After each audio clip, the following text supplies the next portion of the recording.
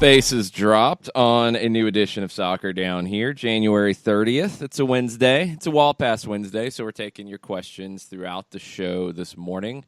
Jason Longshore, John Nelson with you. We'll be joined by Joe Patrick of Dirty South Soccer at 10 o'clock because, there's really not much to talk about, so we have to fill the time one way or another. There's just not much going on, at least up until, about 12:15 yesterday?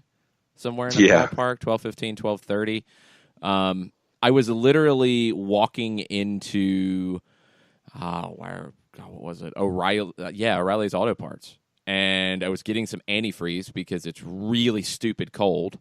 So I went in, got some antifreeze, come back out, checked my phone, and Doug Robertson dropped the bombshell of bombshells that wasn't really a bombshell. Maybe the timing of it was. Miguel Almiron to Newcastle is all but a done deal. Miguel is in England now, if everything that we've seen is correct. He's on his way to Tyneside, and there will be a medical, and we'll see when there's an official announcement. I mean, that's really where we're at this point. It is Instagram official. Miguel has said his goodbyes on Instagram. Players have also chimed in. Ezequiel Barco had a really nice post talking about how much he enjoyed playing with Miguel, and they shared some comments back and forth. So this is a bit of a turnaround because yesterday the conversation was it's done. Newcastle's not raising their offer. It's done. Nothing's happening. And then you get that announcement. Then you get Rafa Benitez showing up at St. James Park, smiling, very happy. Then Newcastle concedes in 27 seconds, but then they come back to beat Manchester City. Feels like new days for the Magpies. And, you could not have happened. Of course, it happens right at the death, right up against the edge. Well, if I guess it had been at the death, it'd be tomorrow at about 4:30. But this is plenty of time left. With all of the talk that we've had from Rafa and from the newspapers and the dailies and the social media. If I don't get my two guys, I'm gone, and all of this. And Rafa got his guy. Didn't turn out to be West Ham. Didn't turn out to be Spurs. And I know that Joe will be kicking a little bit over that when we talk to him in hour number 2. Didn't happen to Serie A. Happened to the number one target that was there all along. And players seem to be guardedly, nebulously excited in their sound bites after the match. And hey, when you come together like that, you knock off Manchester City, the defending champs, and make at least a mini statement when it comes to saving yourselves from relegation.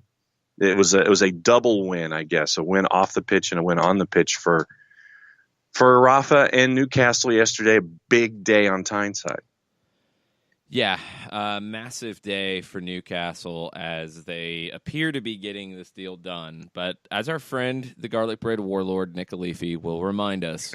Master of optimism. Well, no, this is absolutely legit because last week they had a deal done. Player comes in for the medical. Jordan Lukaku, left back, coming in on loan from Lazio. Everything is done and agreed upon, and it's ready to happen. You have the medical, which is usually a formality. And then it all fell apart. And the talk out of Italy was not that it fell apart due to anything in the medical because he played the previous weekend. It was due to Newcastle wanting to change the terms of the deal. Now, that was not nearly as big of a deal as this one. So you'd like to think that Newcastle has learned its lesson.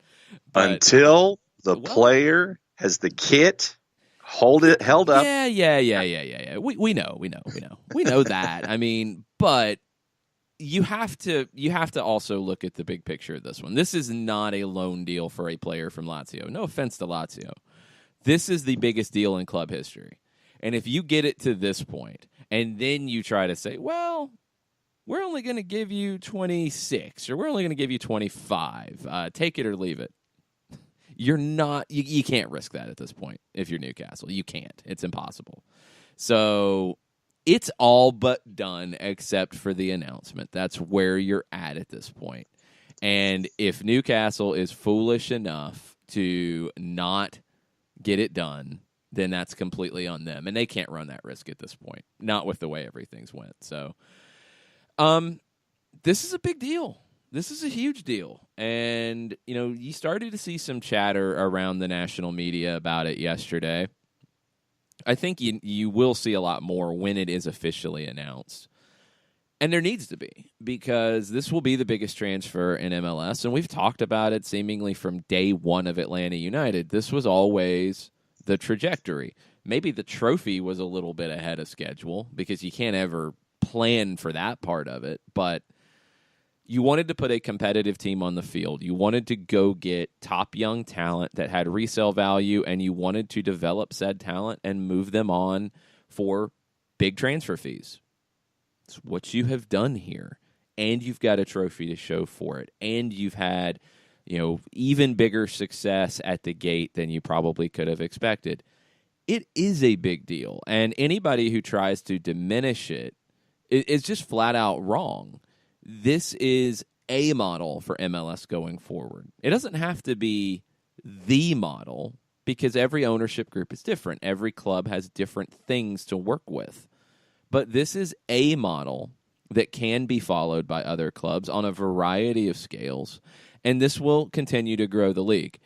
You've brought in the top 3 players in the last 3 years from the Argentine Superliga. Now you've sold the first one on for reportedly, and we don't know where all the numbers shook out on the initial transfer and on this one, but around 3 times what you spent is what you're going to bring in. That's an absurd return on your investment. Can you always get that? No, you can't, especially as you start talking about bigger numbers. But this sets a mark for MLS and for its players. And don't listen to any pundits who say they don't know who he is. They're not doing their job. It's that simple. Don't listen to anybody who tries to diminish, well, they're coming from MLS, so why would you spend this type of money? They're not doing their job because they don't know the league. That take might have worked in 2001. It's not relevant in 2019.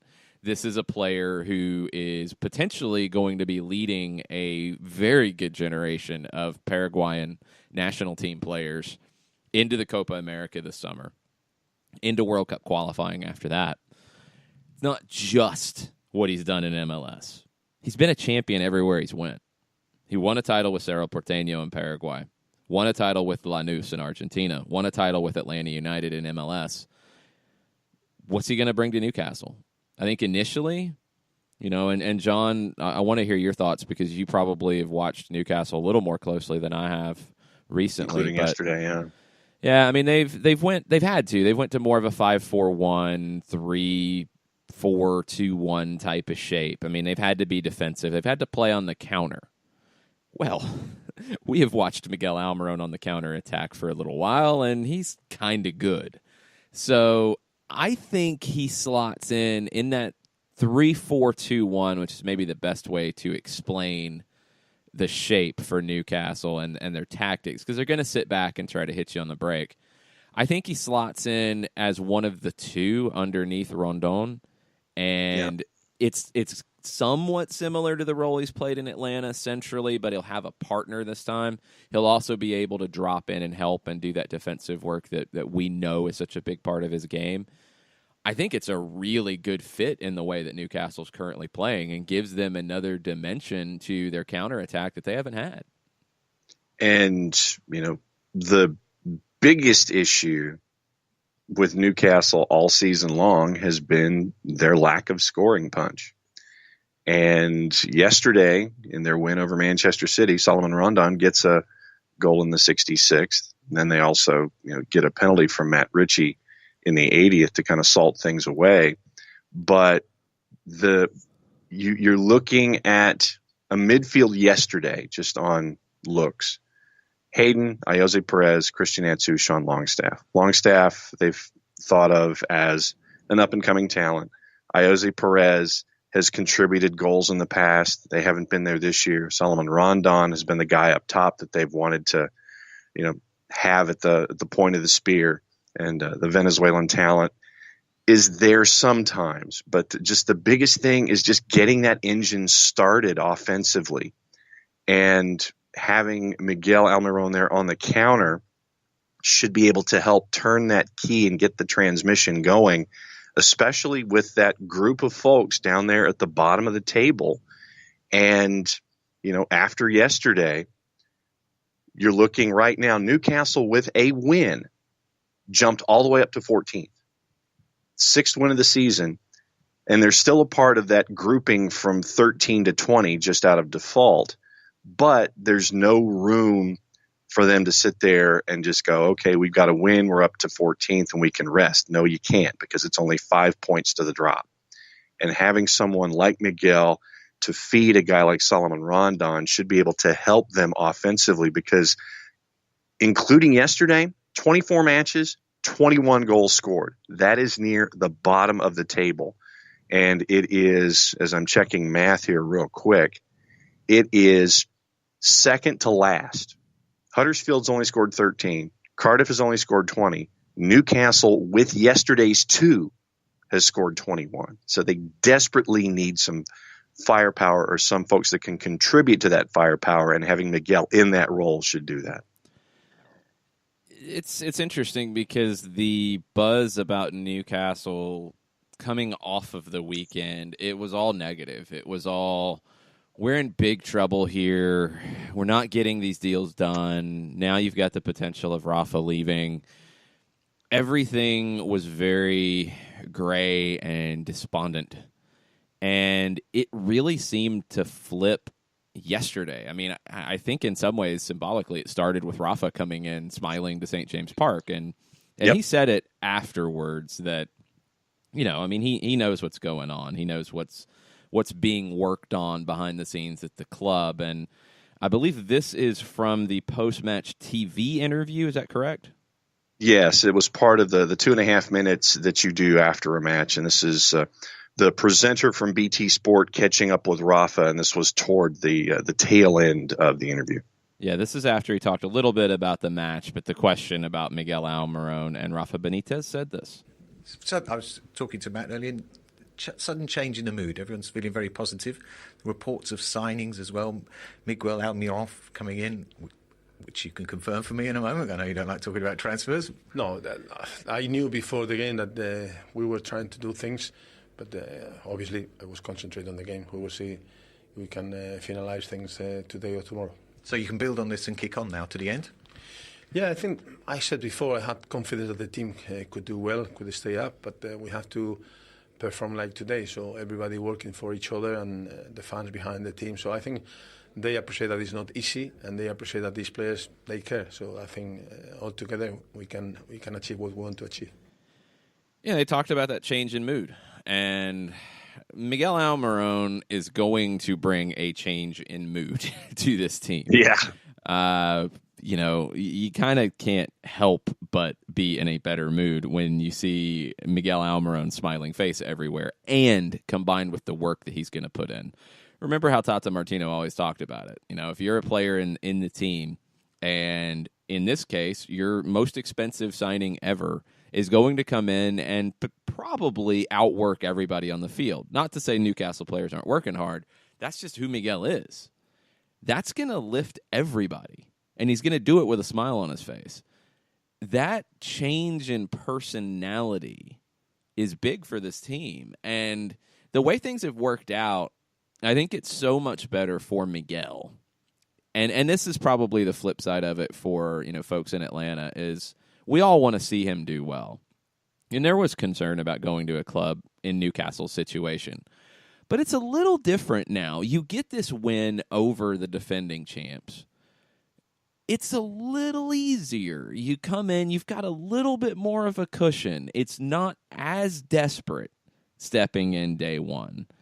That makes it a little bit better for Miguel to slide in. And it gives him, I think, a little more time to get to his best. And how quickly does he go into the lineup? We don't know. It could be very soon. He's been training here for a couple weeks. He only had, about a month off? It's not like he's been hanging out on a beach for 3 months before going into this. He might be ready to go this weekend, and it's a big one this weekend against Spurs. I'll talk to Joe Patrick about that. Yeah, we'll get into that with Joe at 10 o'clock. But I feel like the way this match played out for Newcastle was the best thing possible for Miguel going into this situation. Just makes it a little more comfortable walking in the door. And, the players have been doing the car wash and saying all the right things without having a kit presentation. Matt Ritchie made the rounds yesterday after the match, made the rounds this morning on Alan Brazil Sports Breakfast. I had to get that right, off of Talk Sport, saying the same kinds of generically positive things, nothing absolute yet, but you can tell that the vibe and the juju's a little different now. And to your point, I think that you could kind of tell when Rafa walked in the door yesterday. So we've broken things down on the Newcastle side as well as we can, and we'll keep you posted as things develop today. If our thoughts on which flight he was on and everything that's being reported thus far is correct, he should be on the ground and probably headed to the club's facility to get ready for a medical. We'll see if we get an announcement later today, so stay tuned on that. It's all but done, and it's just now the final touches and the final announcement.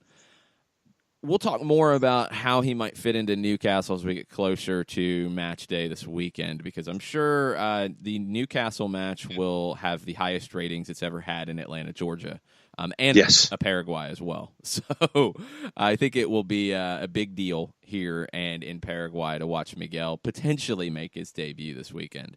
But let's, after the break, talk about this from the MLS perspective and what this means for both the club and the league going forward, because it's a game changer.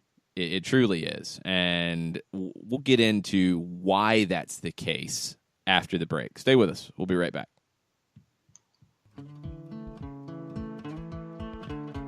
Today's show is presented by Appolinsky & Associates, personal injury lawyers with over 30 years of experience, supporters of Atlanta United, Faction, and Inter-Atlanta Youth Football Club. If you've been hurt in a wreck, contact Steve today at steve@aa-legal.com or call in 24/7 at 404-377-9191. The initial consultation is free. A ranger station. I'd like to report a bear hug. Okay. I put out my campfire and Smokey Bear hugged me. So you drowned the fire, you stirred it, drowned it again, and felt that it was cold? Uh-huh. Yeah, but he's just letting you know you did good. Bear hug from Smokey Bear. Status update. I'm gonna let you go now. There are many ways to start a fire, but one sure way to put it out. Learn how you can do your part at SmokeyBear.com. Sponsored by the U.S. Forest Service, Ad Council, and your state forester. We know that every driver is different, and a one-size policy does not fit all. That's why Country Financial offers a variety of discounts, so you get the coverage you need and the savings you deserve. From good driver to good student, multi-policy to multi-car, we've got a discount to suit every driver. Call Jason Wright at 678-568-6871 today to see what you could save. On Facebook at Jason Wright Agency or by phone at 678-568-6871. Discounts vary by state. Policies issued by Country Mutual Insurance Company, Country Preferred Insurance Company, or Country Casualty Insurance Company, Bloomington, Illinois.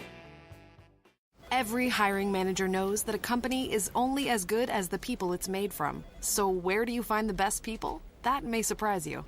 Meet the grads of life. Young adults of unique determination and experience. An ideal fit for your company in an entry-level position, internship, or even mentorship. They might not have every qualification you typically look for, but they're exactly who your company needs. This is talent worth knowing about. Go to gradsoflife.org to learn how to find, cultivate, and train this great pool of untapped talent. Brought to you by the Ad Council and gradsoflife.org. Welcome back. Soccer Down here, January 30th, Wall Pass Wednesday edition. We'll be getting into your questions. Ask away. Miguel Almiron, MLS, transfer window, whatever you want to get into, share them with us on Twitter at Soccer Down here. Mention that this is a game changer for Major League Soccer. Here's why. According to Tuttle Rahman, who does a lot of the digging into analytics and numbers around the business side of Major League Soccer, Tuttle reports that the top 5, if this deal is done at the number that it's been talked about, the top 5 in all time Not in the last year, not in the last 2 years. All time since 1996. Transfer fee revenue. Your top 5, number 5 would be Vancouver at 15.5. Now that could go up with more money on Alphonso Davies. But right now, Vancouver is at 15.5. I think that could go up. If it was $13 million, it could go up to 22. So that could go up to 24.5 if everything is hit. And I don't know what all those escalators are. FC Dallas is number 4, $17.2 million. Columbus, number 3, $22 million. Number 2, New York Red Bulls, $27.5 million. And if this deal gets done, Atlanta United has brought in more transfer fee revenue than any other club in MLS history in 2 years and on 2 deals. Carlos Carmona brought in about $1.5 million last year. Miguel Almiron around $27 million. That's why this is a game changer. Dallas, Columbus, New York Red Bulls have been in the league since 1996. And they have been passed by a team that's been in the league for 2 years. It's a new model. It's a new just idea of how to run a soccer club in the United States. It's never been done. Nobody in the North American Soccer League operated like this. You spent a lot of money if you were the New York Cosmos to bring talent in. You spent a lot of money on salaries if you were other teams trying to keep up. You never thought about developing players and moving them on. Didn't even register. There was no possibility of that. This is very different. This is how a lot of clubs around the world function. Most of them, in fact. So this is big. This is significant. You know, we've talked about it. The idea from day one was to do this. And I think they were able to sell people on that idea. Now, John, you're not selling an idea. You're selling facts. You're selling facts on what you've done with Miguel Almiron and what you could do for the next young talent coming through. And the issue for me, and it was something that you mentioned in the opening segment, is that looking at this from an MLS perspective, do what works for you as a franchise and development. Atlanta United has proven that this model can work, but if you don't think you can do it and you still think you can do well, do you? And I think that some folks yesterday in their analysis of this kind of got lost in the idea of, okay, Atlanta United's doing this and, you know, bully for them, and then people decided that they wanted to kind of poo-poo on it. But Atlanta United has proven that this, and the word I used initially was European, because that's what I was used to in my brain dealing with the Premier League. You develop players, you sell players, you reinvest. You develop, you sell, you reinvest. That's the model that I'm used to. And to have a franchise in MLS do this and prove that it can work if you do it fiscally responsibly, because there are teams who don't do it fiscally responsibly, still do it and still take massive losses. But Atlanta United has shown that they can do this, reinvest, and continue to do this as a cyclical success. Other teams may not think that they can do it this way. Don't look at it as something that is something that has to be mandated across the board. Do what makes yourself successful. Atlanta United does this model and has proven that this model can work if done well and done responsibly. So this is a way of doing things. It is a new way of doing things in MLS. And I'm glad, frankly, that a franchise has taken this model instead of sitting there and continuing the 1.0 and the 2.0, where you bring in talent and all you're doing is spending money and you're operating at a massive loss. So for me, the lessons in the last couple of days are twofold. One, be yourself, and this is yourself for Atlanta United. If you don't think you can do it this way, then don't. Don't get wrapped up in something you don't think you can do. be you to be successful. It's just that Atlanta United does this to be successful, and cyclically so. The flip side is don't just throw your hands up and say we can't do anything, because that's Right. nonsense. That's a joke. Correct. And that's what's been too much of the argument around this league is we're not good enough or we don't have enough money. Stop. You can find Stop. Look at Dallas. Look at Dallas. Dallas has produced a lot of talent. And they have brought in $17.2 million in their time. And they've really focused on producing talent for the last 7-8 years. Okay. They're not spending the transfer fees Atlanta is. They're investing in their academy. They're doing it in a different way, but it's the same outcome. They're trying to produce talent and move it on. They're just not spending big money on the transfer fee part of it. They're not doing it on the same scale. Doesn't mean they can't be successful doing it. Right. There's nothing in the water in Frisco, Texas, in that training facility that is special. They've hired the right coaches. They've created the right plan. They've signed professionals, and they've moved them on. And that's been a consistent thing that Dallas has done. They haven't had the giant transfer yet. They probably could have had that on Weston McKennie. They didn't get that one done. They're in a better position now with North Texas SC to not lose out on those types of guys and not miss potential transfers down the road. They've got money coming in on Chris Richards. They're making the right moves to take it to another level in their model. That's a good thing. Other clubs can do that. If you don't want to go spend $8-9 million on a Miguel Almiron from Argentina, okay. If you don't want to go spend 15 on Barco, 12-13 on Pity Martinez, okay. But, I mean, let's just take the Miguel and Pity deals right now in isolation. You're going to sell Miguel for somewhere around $27 million, and you're going to spend somewhere around 13 for Pity Martinez. That's called profit, ladies and gentlemen. That's pretty good business. You're going to be able to put that money back into salaries. How do you pay for Joseph Martinez a new contract and a new raise? This is one way you do it. It's not the same old MLS anymore, where it is just you have to settle for what you can get and you just have to make the best of it. No, it's not acceptable anymore. Maybe that's what truly MLS 3.0 is.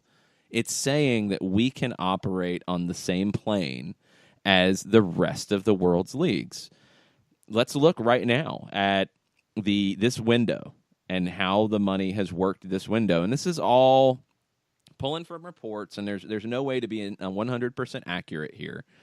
But you look at the leagues that have sold big in this window. With the Miguel Almiron move, Major League Soccer would move into 8th in overall transfer income this year. That would put them behind La Liga, the Russian Premier League, Serie A, the Argentine Superliga, the Bundesliga, the Premier League, and Brazil. It's where you want to be. You want to be in that conversation with them. You want to bring in those types of revenues on a regular basis, not as an outlier with one player being a big chunk of it. You want to be able to do this on a regular basis. That's going to take more teams operating on this type of scale and being willing to sell and being willing to buy to then sell or invest to sell. Because you have the confidence that you can then bring in the next talent, whether it is from your own academy or from overseas. That's what's happening here. That's the game changer for Major League Soccer. This will open the door to England, more to Germany, although Germany has been investing in American talent and talent from MLS. Spain, Italy. Leagues that are willing to spend big. It's one thing to sell big. It's another to spend big. Right now, the Premier League has spent more than anybody else in the world in this window. Serie A is right behind them. It's actually very close. Next is Brazil, which you would probably not expect. But they've brought in so much, they're still showing a profit. For MLS now, these types of leagues are going to look at MLS players in a different light. They're already doing it now. This number will make them do it even more. If Miguel Almiron goes to Newcastle and does well, then it's a completely different ball game because players will not get the treatment that Miguel Almiron received from some pundits who don't deserve to be named, who say, I don't know who he is. Nobody's ever heard of him. There were multiple pundits who said something like that. Oh, Newcastle draws 50,000 fans per game. That's great. None of them have ever heard of him. You're not giving Newcastle fans enough credit. It's a great fan base, and they do their homework. They know who Miguel Almiron is because most of these people know about MLS and know the gulf and quality that is coming here and know what's happening in Atlanta. So, if this goes well, those people are going to be looked at as fools. They're not going to be listened to next time. You're going to see more players considered on a bigger scale. Pity Martinez came here for that opportunity. He wasn't getting it in Argentina. He said clubs in Europe didn't trust him. They didn't trust to spend the money that River Plate had set his price tag at. Atlanta did. Now, he can come in here and light it up and go for a big sale because he is a South American Player of the Year. He could be an MLS MVP this year. He's that good. He could lift another trophy this year. He could have an even bigger sale price than what Atlanta paid for him very soon. These are the things that are now open. John, I mean, you've seen it in England all the time where, clubs are like, well, we don't know about this player from country X. We don't know about them. We've never had a player from that country. We don't know if they're going to be able to fit. What's the adjustment period going to be like? When it goes well, those questions don't happen next time. That's what you would expect. That was a quick here. adjustment period, wasn't it? Yeah. Yeah, because it's such an adjustment period. Yes. Anyway, it's going to change. If Miguel Almiron, I think it's changed anyway because of the price tag here. But if Miguel Almiron goes over there and plays very well, it will dramatically change going forward. That won't be the conversation. But, once again, you're going to have this under the magnifying glass. And people are going to sit there and look at. I want to before you go down. I don't think that's the case to that degree. I really don't because of the price tag here. I mean, if he goes over there and bombs, yes, you're going to get pushback. But I don't think this is a show and prove situation because this is $27 million. You don't do that in a show and prove. And if people want to try to spin it that way, again, they're just flat out wrong. I don't think it's that. I think it would have been that 5 years ago, John. I really do. I don't think it's that anymore. If it is the pundits who are never going to give MLS credit who would say something like that. And I would agree. Yeah, I don't think that's the real thought here. You're going to have those. You're going to have those guys who have that negative vibe in their head coming into the deal, and then they'll be the first one to pile on and sit there and go, "I told you so." Those guys are always going to be out there. We know this. We just had a tweet come in from Doug Robertson, and he said, "Not sure Atlanta United is done conducting business." Okay. That could mean lots of things. I don't know. We'll Yes. see. We'll see what happens. Pew, pew, pew, pew. Not quite. Oh, definitely. But you're always going to have the negative pundit. That negative vibe. That's always going to be there. And for once in my life, I'm actually going to give Newcastle credit for almost not messing this up. It's like, let me get to the kit presentation, then I'll sign off on it 100% for Mike Ashley. But I'm this close to actually saying it's about time that you broke your transfer fee record, because multiple teams in the Premier League have done it 5 times before you finally broke your transfer fee. And I'm hoping that he has turned the corner and is looking at this as a way to reinforce the investment and the price that he's looking for from whomever wants to pick up the club. And I know that everyone that we've looked at and everyone that we've talked to ever since this happened at lunchtime yesterday wants Miguel to succeed like nobody's business. And you know that Newcastle viewership is going to increase here in the Southeast. Newcastle kit purchases are going to increase here in the Southeast.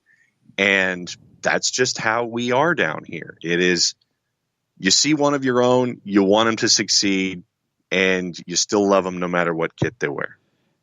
Yeah, a couple of comments real quick on the Twitter timeline before we go to break. It is a Wall Pass Wednesday. It's what we do. We interact on the Twitters with you guys.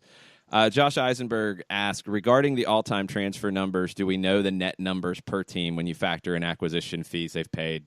Josh, you know better to ask that at this point. We don't know any of this stuff, especially when it comes to MLS. It's all guessing. I mean, even a good source like Transfermarkt, which is probably your best one out there, and that's where the numbers that I was just talking about came from. I mean, as I said at the beginning of it, they're estimates. Nobody truly knows because we don't know what was spent on Miguel Almiron coming here. I saw everything from $8 to $11 million in the Argentine media when the deal was done.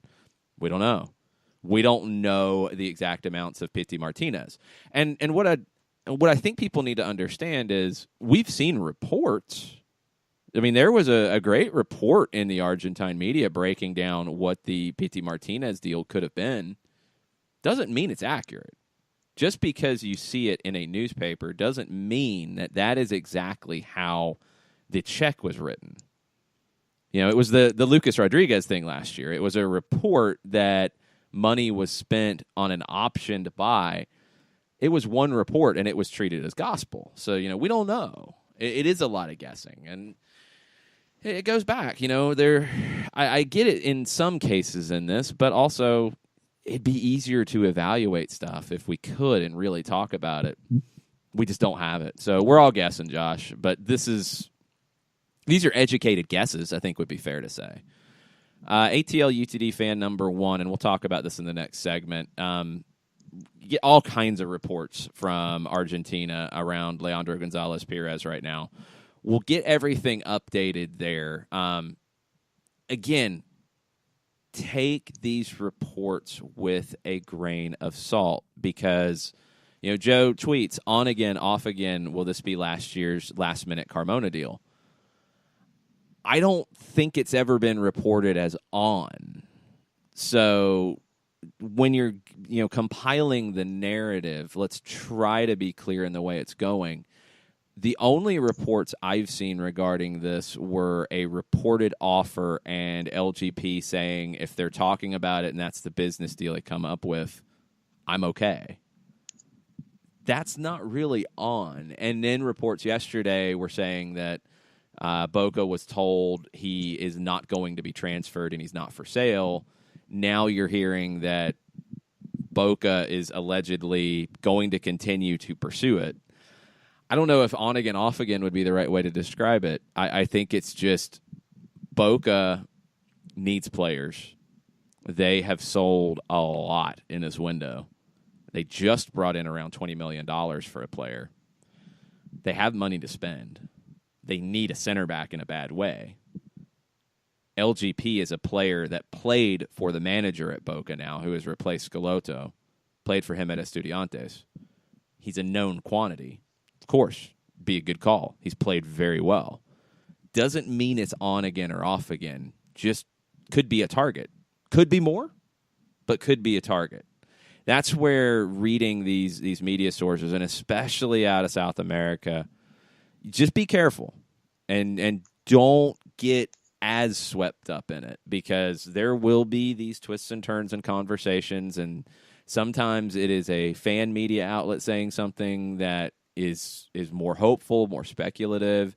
Sometimes it is a credible outlet saying something. It's all over the map. So we'll talk about more of the other deals that have been rumored out there. As Doug says, Atlanta United might not be done with their business just yet. There's also the rumors about Pogba's brother coming to Atlanta. That's still out there. We haven't heard any updates on that as well. So stay tuned. The Miguel Almiron deal looks to be done, but silly season does not look to be over just yet. We're going to take a quick break. We'll come back and reset. Stay with us. As a business owner, you know that every year brings new challenges and opportunities. The success of your business demands expertise and focus, and Country Financial can help you keep that focus by helping ensure you have the right insurance protection in place to meet your goals. Jason Wright can help you create a customized insurance plan that has coverages designed just for your business. Give Jason a call at 678-568-6871 or reach him on Facebook at Jason Wright Agency. Coverages vary by state. Policies issued by Country Mutual Insurance Company, Bloomington, Illinois. Got issues with youth or high school sports? Positive Coaching Alliance can help. PCA is a national nonprofit working to transform youth and high school sports so that every child has a positive character-building youth sports experience.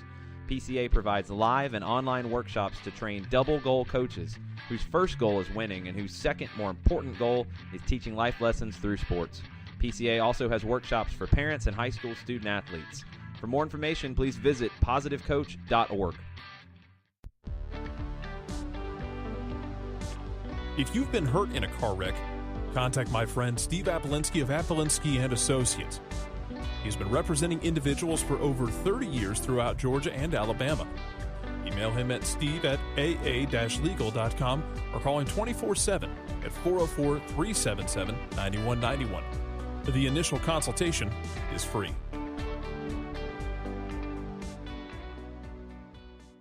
I adopted Bento in 2010 from a shelter. This cat makes me make art. He's always motivating me to draw pictures of him. He just is motivating artistically. He's my best friend, but a lot of people know him as Keyboard Cat. Keyboard Cat, YouTube star and shelter pet. Amazing adoption stories start in shelters. Start yours today. Visit theshelterpetproject.org to find a pet near you. Brought to you by Maddie's Fund, the Humane Society of the United States, and the Ad Council.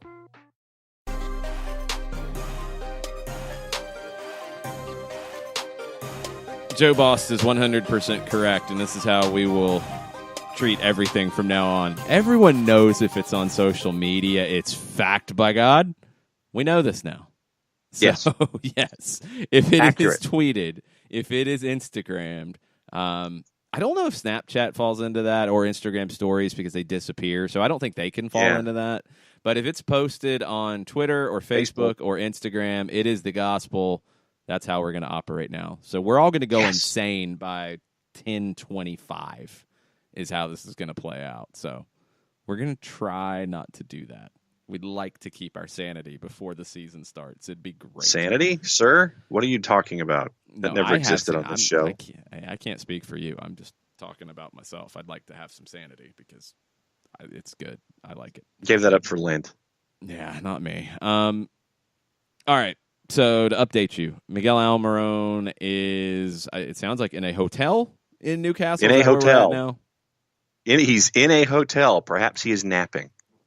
He was on an 11.5-hour flight, so yeah. I don't sleep on planes. I don't know if Miguel does, but that's pretty miserable. So maybe an afternoon or early evening medical at St. James Park, something like that. Yeah, that'd be my guess. Two of their hopefuls, Miguel being one of them. Update from Lee Ryder. Can we get a pew pew pew? Sure. What is the update from Mr. Ryder?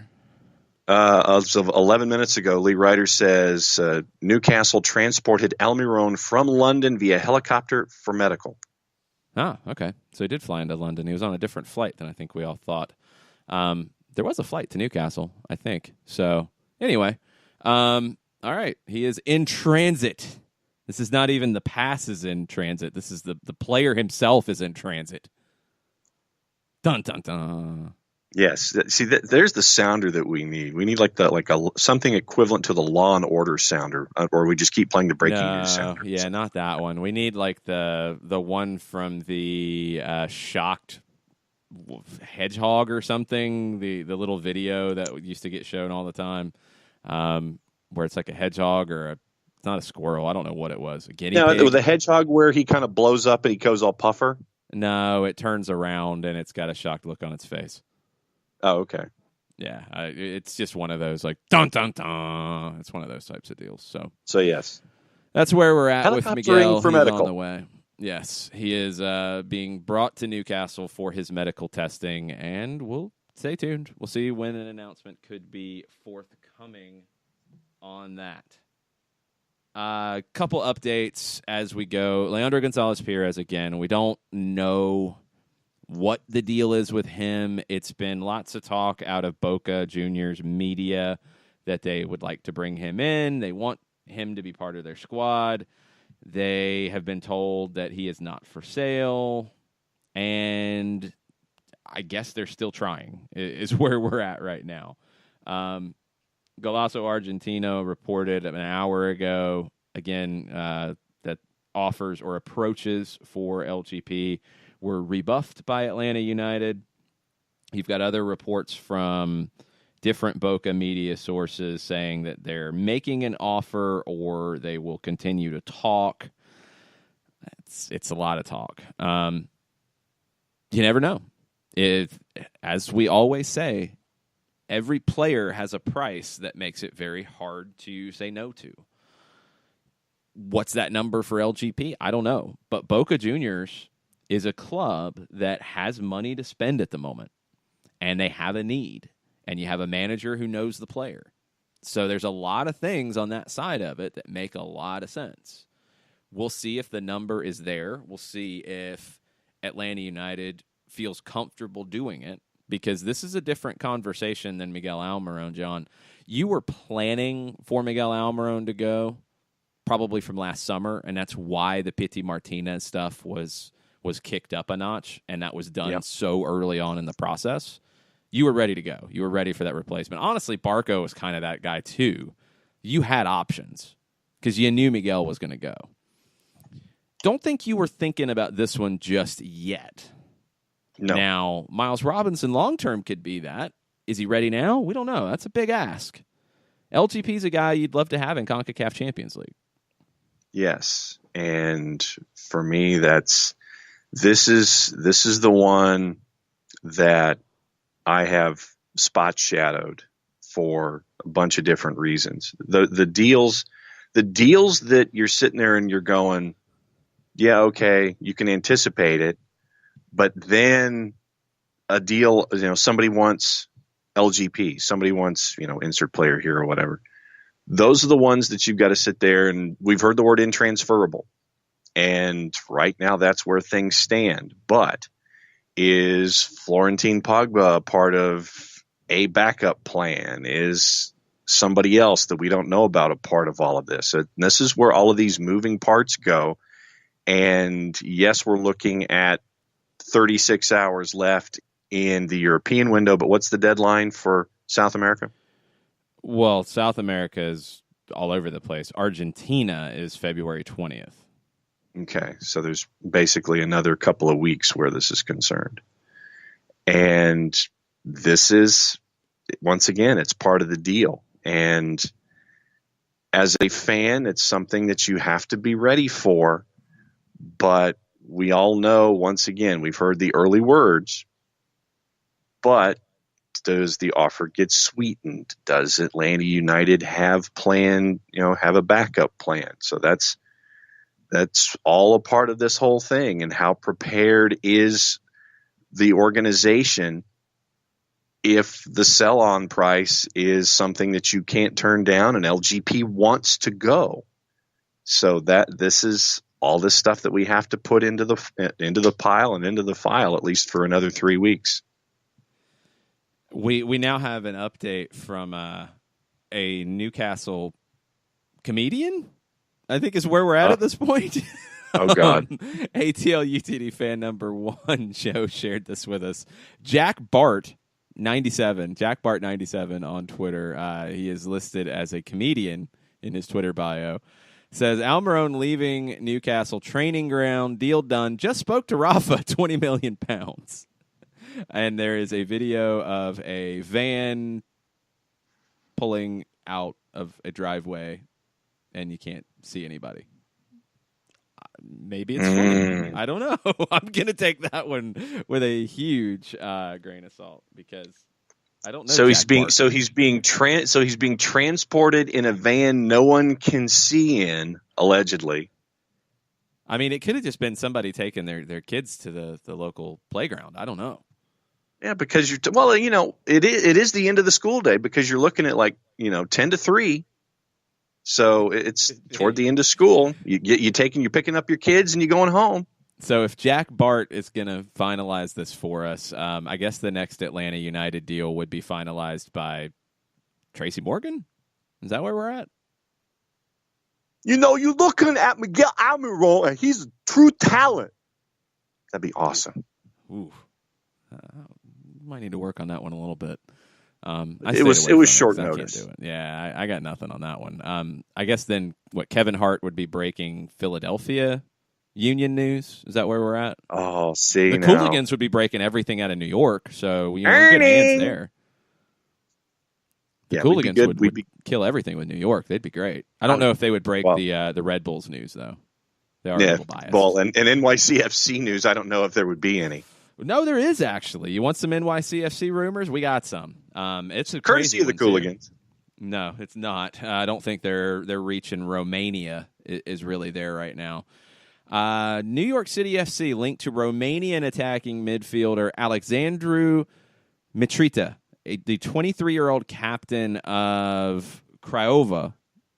I'm really probably butchering that, and I'm sorry to our Romanian listeners. Craiova is in the Romanian First Division. Reportedly, the transfer fee is going to be somewhere between $7 and $10 million. The player is reportedly seeking around $1 million a year in salary. That's designated player level money, both on transfer combined with the salary. He's got 5 caps with Romania. Reportedly has some interest from Torino and Fenerbahce in this window. He's lighting it up in the Romanian league right now. 12 goals, 4 assists in 16 matches. He returned for about $1 million in January of 2018 from Pescara in Italy. So Craiova could be turning a $1 million investment in a 22-year-old player at the time into up to $10 million from NYCFC. This deal feels crazy to me. I'm not up to speed on the Romanian First Division, but I'm not really expecting it to be that great. And a player who was sold for $1 million a year ago is going for this type of money, somewhere between 7 and 10. This feels really weird from City Football Group and NYC. And hey, City Football Group is they do smart business around the world. There has been reported interest from Torino and Fenerbahce, 2 big clubs. Yeah. But that's a huge jump in terms of the transfer fee in a year. Yeah. Either they know something the rest of us don't, or they are just willy-nillying and just opening up the checkbook. And, because there have been instances, regardless of sport, where folks overpay. We've seen that here in Atlanta, here at SDH HQ with athletes before, where if you think you need an athlete at a certain position, then you're going to overpay to just go ahead and block out the rest of the market. But this just has all kinds of odd written around it. And you just kind of sit there and go, okay, and you throw up your hands and let it happen. So there it is. This is an odd one. NYC needs it, but I don't know if this is the guy. We'll have to wait and see. We'll have to see if it gets done as well. So be on the lookout for the Cooligans to break this one as the players in a minivan driving to they have a training facility. They wouldn't be going to Yankee Stadium right now. So, be on the lookout for the Cooligans to break that one for us like Jack Bart does in Newcastle. We're going to take a quick break, come back and reset everything for hour number 2. Joe Patrick will be joining us at 10 o'clock to give his thoughts on Miguel Almiron and Leandro Gonzalez-Perez and everything else in the Atlanta United universe. Stay with us. We'll be right back. Today's show is presented by Appolinsky & Associates, personal injury lawyers with over 30 years of experience, supporters of Atlanta United, Faction, and Inter-Atlanta Youth Football Club. If you've been hurt in a wreck, contact Steve today at steve@aa-legal.com or call in 24/7 at 404-377-9191. The initial consultation is free. A ranger station. I'd like to report a bear hug. Okay. I put out my campfire and Smokey Bear hugged me. So you drowned the fire, you stirred it, drowned it again, and felt that it was cold? Uh-huh. Yep, he's just letting you know you did good. Bear hug from Smokey Bear. Status update. I'm gonna let you go now. There are many ways to start a fire, but one sure way to put it out. Learn how you can do your part at SmokeyBear.com. Sponsored by the U.S. Forest Service Ad Council and your state forester. We know that every driver is different, and a one-size policy does not fit all. That's why Country Financial offers a variety of discounts, so you get the coverage you need and the savings you deserve. From good driver to good student, multi-policy to multi-car, we've got a discount to suit every driver. Call Jason Wright at 678-568-6871 today to see what you could save. On Facebook at Jason Wright Agency or by phone at 678-568-6871. Discounts vary by state. Policies issued by Country Mutual Insurance Company, Country Preferred Insurance Company, or Country Casualty Insurance Company, Bloomington, Illinois. Every hiring manager knows that a company is only as good as the people it's made from. So where do you find the best people? That may surprise you. Meet the grads of life. Young adults of unique determination and experience. An ideal fit for your company in an entry-level position, internship, or even mentorship. They might not have every qualification you typically look for, but they're exactly who your company needs. This is talent worth knowing about. Go to gradsoflife.org to learn how to find, cultivate, and train this great pool of untapped talent. Brought to you by the Ad Council and gradsoflife.org.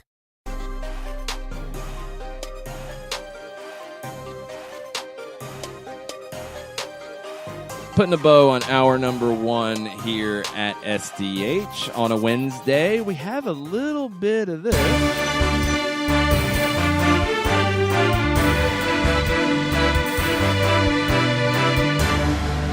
Breaking news from John Nelson. Courtesy of our friends at Sky Sports News at St. James's Park, a helicopter has landed. Miguel Almiron was in it. He is now out of it, along with 2 large suitcases, working his way inside the stadium, getting ready for his medical. This is kind of crazy that, we have John watching a bootleg stream of Sky Sports News to update players getting out of helicopters. And Miguel Almiron is on the breaking news crawl.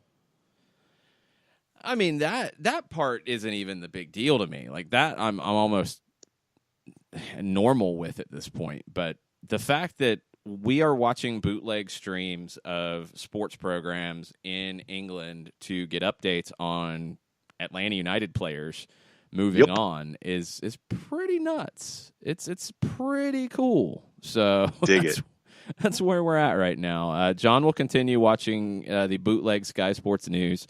We're going to get Joe Patrick on the line and talk more Miguel Almiron, more MLS transfer window, more LGP, more of all of the things that you guys want to talk about. It's also Wall Pass Wednesday, so send your questions in on Twitter at @SoccerDownHere. We'll be right back. As a business owner, you know that every year brings new challenges and opportunities. The success of your business demands expertise and focus. And Country Financial can help you keep that focus by helping ensure you have the right insurance protection in place to meet your goals. Jason Wright can help you create a customized insurance plan that has coverages designed just for your business. Give Jason a call at 678-568-6871 or reach him on Facebook at Jason Wright Agency. Coverages vary by state. Policies issued by Country Mutual Insurance Company, Bloomington, Illinois. Got issues with youth or high school sports? Positive Coaching Alliance can help. PCA is a national nonprofit working to transform youth and high school sports so that every child has a positive character-building youth sports experience. PCA provides live and online workshops to train double-goal coaches whose first goal is winning and whose second, more important goal is teaching life lessons through sports. PCA also has workshops for parents and high school student-athletes. For more information, please visit positivecoach.org.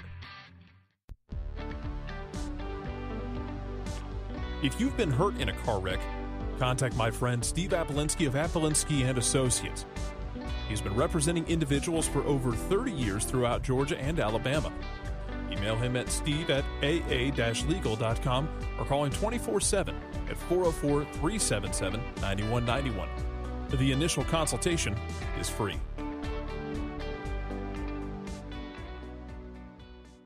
I adopted Bento in 2010 from a shelter. This cat makes me make art. He's always motivating me to draw pictures of him. He just is motivating artistically. He's my best friend, but a lot of people know him as Keyboard Cat. Keyboard Cat, YouTube star and shelter pet. Amazing adoption stories start in shelters. Start yours today. Visit theshelterpetproject.org to find a pet near you. Brought to you by Maddie's Fund, the Humane Society of the United States, and the Ad Council. You're listening to Soccer Down Here daily on SDH Networks, a division of OSG Sports. Find us at Soccer Down Here on Facebook and Twitter. The time is now the top of the hour. Peep, y'all. Welcome back. Hour number 2 of SDH, January 30th. It's a Wall Pass Wednesday. We're getting back into the Twitter timeline here in just a bit. But right now we're joined by Joe Patrick of Dirty South Soccer, MLSsoccer.com, The Athletic. Where else do you write, Joe? Because it seems to be everywhere. Anyone who will take my stuff. Those are the main ones, yeah. Anybody who wants writing done, contact Joe Patrick, please. I'm not above begging. I mean, I will. I'll literally. No. Let's call it encouragement. We encourage Joe Patrick to be writing wherever you wish to have him write. Well, I'm getting paid for it, obviously. That, yeah. Yeah, come on, I have some standards. Come on. I mean, of course. Let's pay demand.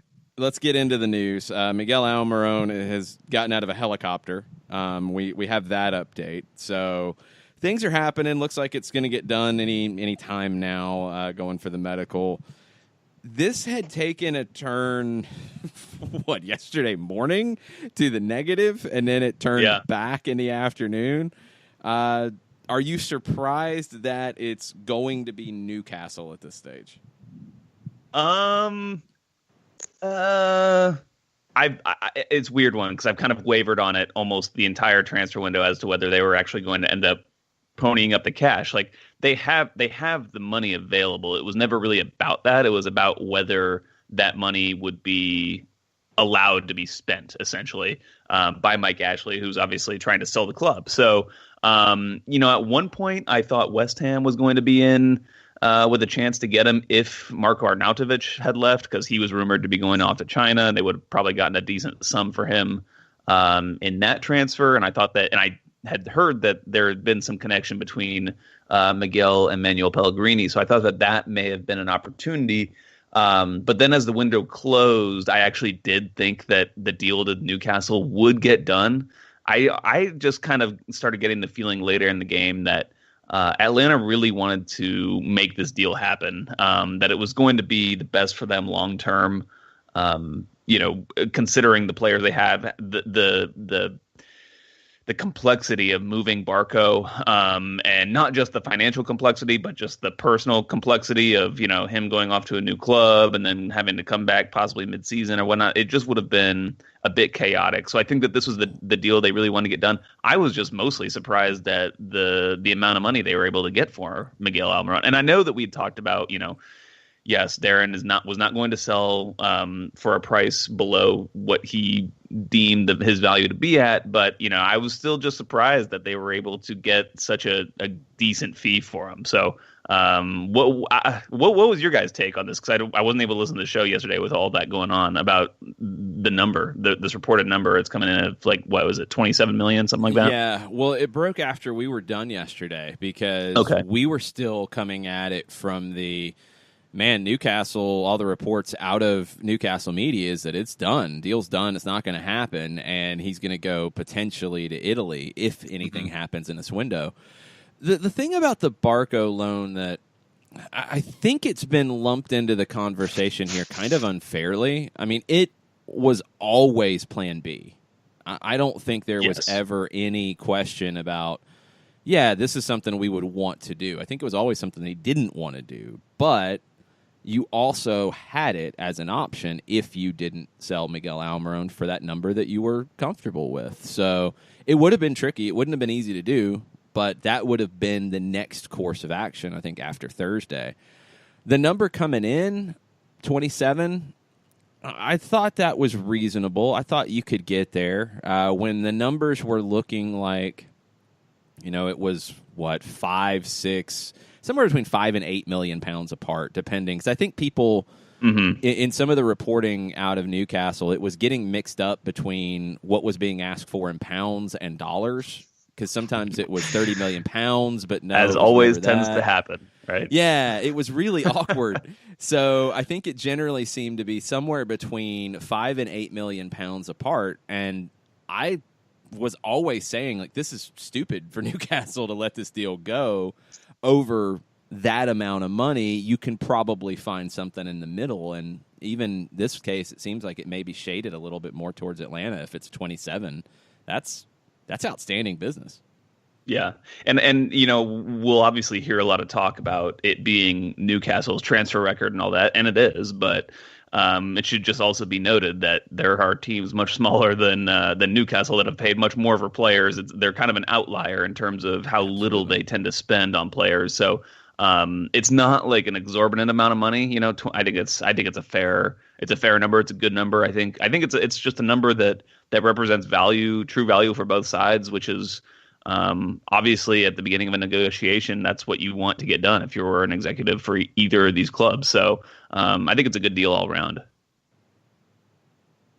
So the other discussion we were having in hour number one was kind of philosophical and about how the Atlanta United model is proving itself to be a fruitful one, both philosophically on paper and now financially, where it's bring in a player, invest in the player, develop the player, sell off the player, reinvest.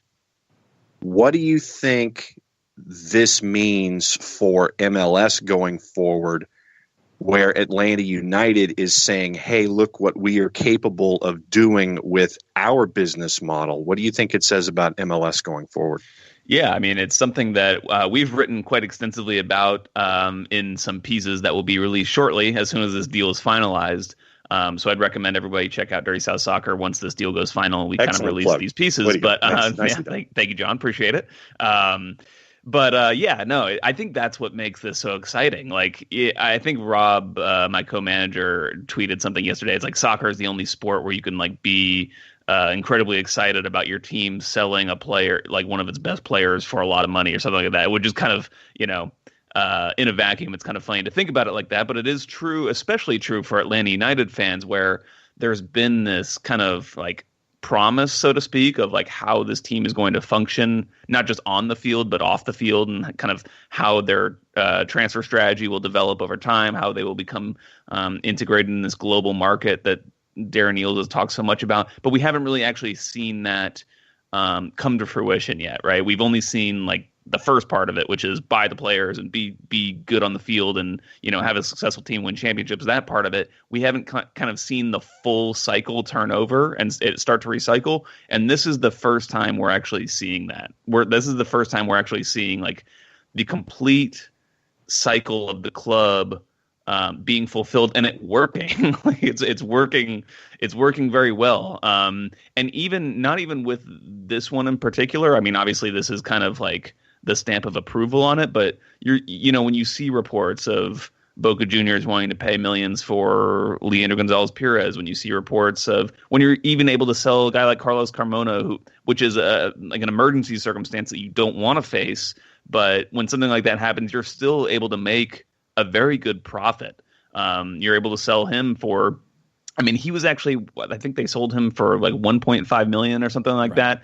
And that was still one of the higher transfers ever out of MLS. Not many have gone for more than $1 million, not as many as you'd think. I think he was top 20 or something like that, or something. Don't quote me on that, but it was somewhere up there. It's actually, it's in MLS in the context of this domestic league. That's good business, even though that's kind of last case scenario. So, I think that's why it's so exciting, is because we're finally kind of seeing it's not just the money. It's not just the $26 million that's going into the bank account or whatever. It's not our money, right? And that's why we always say we want to see the team spend money. But it's just this it's this notion. It's this ideal that you want to see the team kind of start snowballing into a bigger and bigger and bigger machine until you're, that's how you ultimately grow the club on the world stage. Well, let's take it back to the field for a minute. I didn't hear it this morning. I heard a little bit of this show, but the football show on Sirius XM-FC, Doug Robertson tweeted, he said, listening to the football show, Almiron is tall and thin, not small. Injuries the past 2 seasons were muscle strains and not related to collisions or impact. This has been something I've heard a lot of. He's too small for the Premier League. Okay, Joe, you watch the Premier League. You're a Tottenham fan. Is there something about hits in the Premier League being harder than anywhere else in the world? Am I just completely missing something? Because I've watched the Argentine League, I've watched MLS, and I've seen people get clocked. Miguel Almiron hasn't had any problems with this stuff. Yeah, you know what I think it is, to be honest, and I don't think people want to speak about it this directly, but I think that I honestly think that it's like players of South American origin or foreign origin like are going to get or are not going to get the benefit of calls, I think, in my opinion, when they go to the Premier League, and they kind of have to experience that. I've seen this play out with Eric Lamela before. Obviously, you said me being a Tottenham fan, him coming to Tottenham. When he came to Tottenham, and since he's been at Tottenham, he's always been one of the hardest working players, one of the players who will really get stuck into challenges, maybe sometimes more so than Tottenham fans would like at times. But he's just that kind of player, super intense. And all we heard from English media the first 2 seasons, like 2 full seasons of Eric Lamela, was that he's soft, he's a diver, all this stuff, all these tropes, and honestly just inaccurate assessments of who he is as a player. And so I wouldn't be surprised to see that continue with Miguel Almiron, like those notions being spewed about him after he goes over there and starts playing. I think it just takes time for some of these, I'm trying to be as politically correct as I can here, but some of these English, pundits to kind of get a hold of, like, seeing a player for what he actually is and not like what they think he should be. Coming from South America, they probably think he's, he fits a certain archetype, and I don't think Miguel Almiron is going to fit that archetype that they think he is. He's super hardworking, combative, will get stuck into challenges, and he is. You're right. You're totally right. He's bigger than you think. Mm-hmm. He is like kind of he's a slender, skinny guy, but he's tall, he's physical. He'll get himself stuck into challenges. So, yeah, I mean, I don't think he'll have much trouble adapting to the Premier League. And I honestly think that that's kind of one of – I don't know this for sure, but I wouldn't be surprised if this is kind of one of Atlanta United's or other MLS clubs' recruiting pitches to these types of players is we will get you ready for a more English style type of league, with maybe a little bit, I don't know, rougher challenges are the word, but it's just a more thing. And that's where I really push back on it. How many times have we seen, and I know certain MLSsoccer.com pundits are going to disagree with me here, but how many times have we seen Miguel Almiron not get a call when he gets clocked? Oh yeah, repeatedly. This league's not that different from England in terms of you're going to allow some physical contact. It's nothing new. And if you haven't watched a game in Argentina, you probably should, because it's as physical or more physical than anywhere else. I mean, it's funny, the general idea around kind of the old school English punditry was the Argentine team, they're animals. I mean, go back and read stuff about the 1966 World Cup and their thoughts on that, and their thoughts on the international like club cups where English teams were playing Estudiantes, and it was this fear of being attacked on a regular basis. It was crazy. And now it's flipped to where South American players can't handle our physicality. It's very funny to me because I think he's going to go there and be a great fit. Yeah, I do too. I think he'll. I've heard I think I've heard someone say, or question whether he can fit into a counterattacking style team. I think that's the perfect style. It's like, wait a minute. It's like it couldn't be better. Were you watching Atlanta United? Yeah, his best moments here were when Atlanta United was sitting back and had space to run into. I mean, that sets up perfectly for his game. So it's just funny that obviously these guys have not watched him, or maybe they've watched some highlight footage of him in and around the box or something, and that's about all they've seen. Some of them haven't watched that because they've never seen him play. Yeah. Don't know him. Never heard of him. None of the 50,000 fans at Newcastle would know who he is. Yeah. But we could rail on that for a long time. Tata Martino talked to English press when they were here last season, and I just liked what he had to say. He just told them straight up. He was like, "Yeah, you'll see how good he is when he's playing in your league next year." So, Yeah, I love Tata's just brazen, just coming out with that toward the end of last season. But I think he'll be proven right as well. I think Miguel will prove himself. It might take him some time to settle in. You know, every player needs some time when they go to a new club. But I think that he's so professional that it will take him less time than I think most. And I think that, you know, living in America, you know, in a country that speaks English, like that kind of stuff will help him settle in there as well. And then the irony for you who, as a fan of a particular Premier League team, the upcoming match for Newcastle is up against a team in the Prem whose name escapes me at the moment, this upcoming weekend. And I think it rhymes with MERS. And just the idea of him being able to, Miguel, possibly being out there right out of the blocks for a team that needs that offensive straw to help out Solomon Rondon.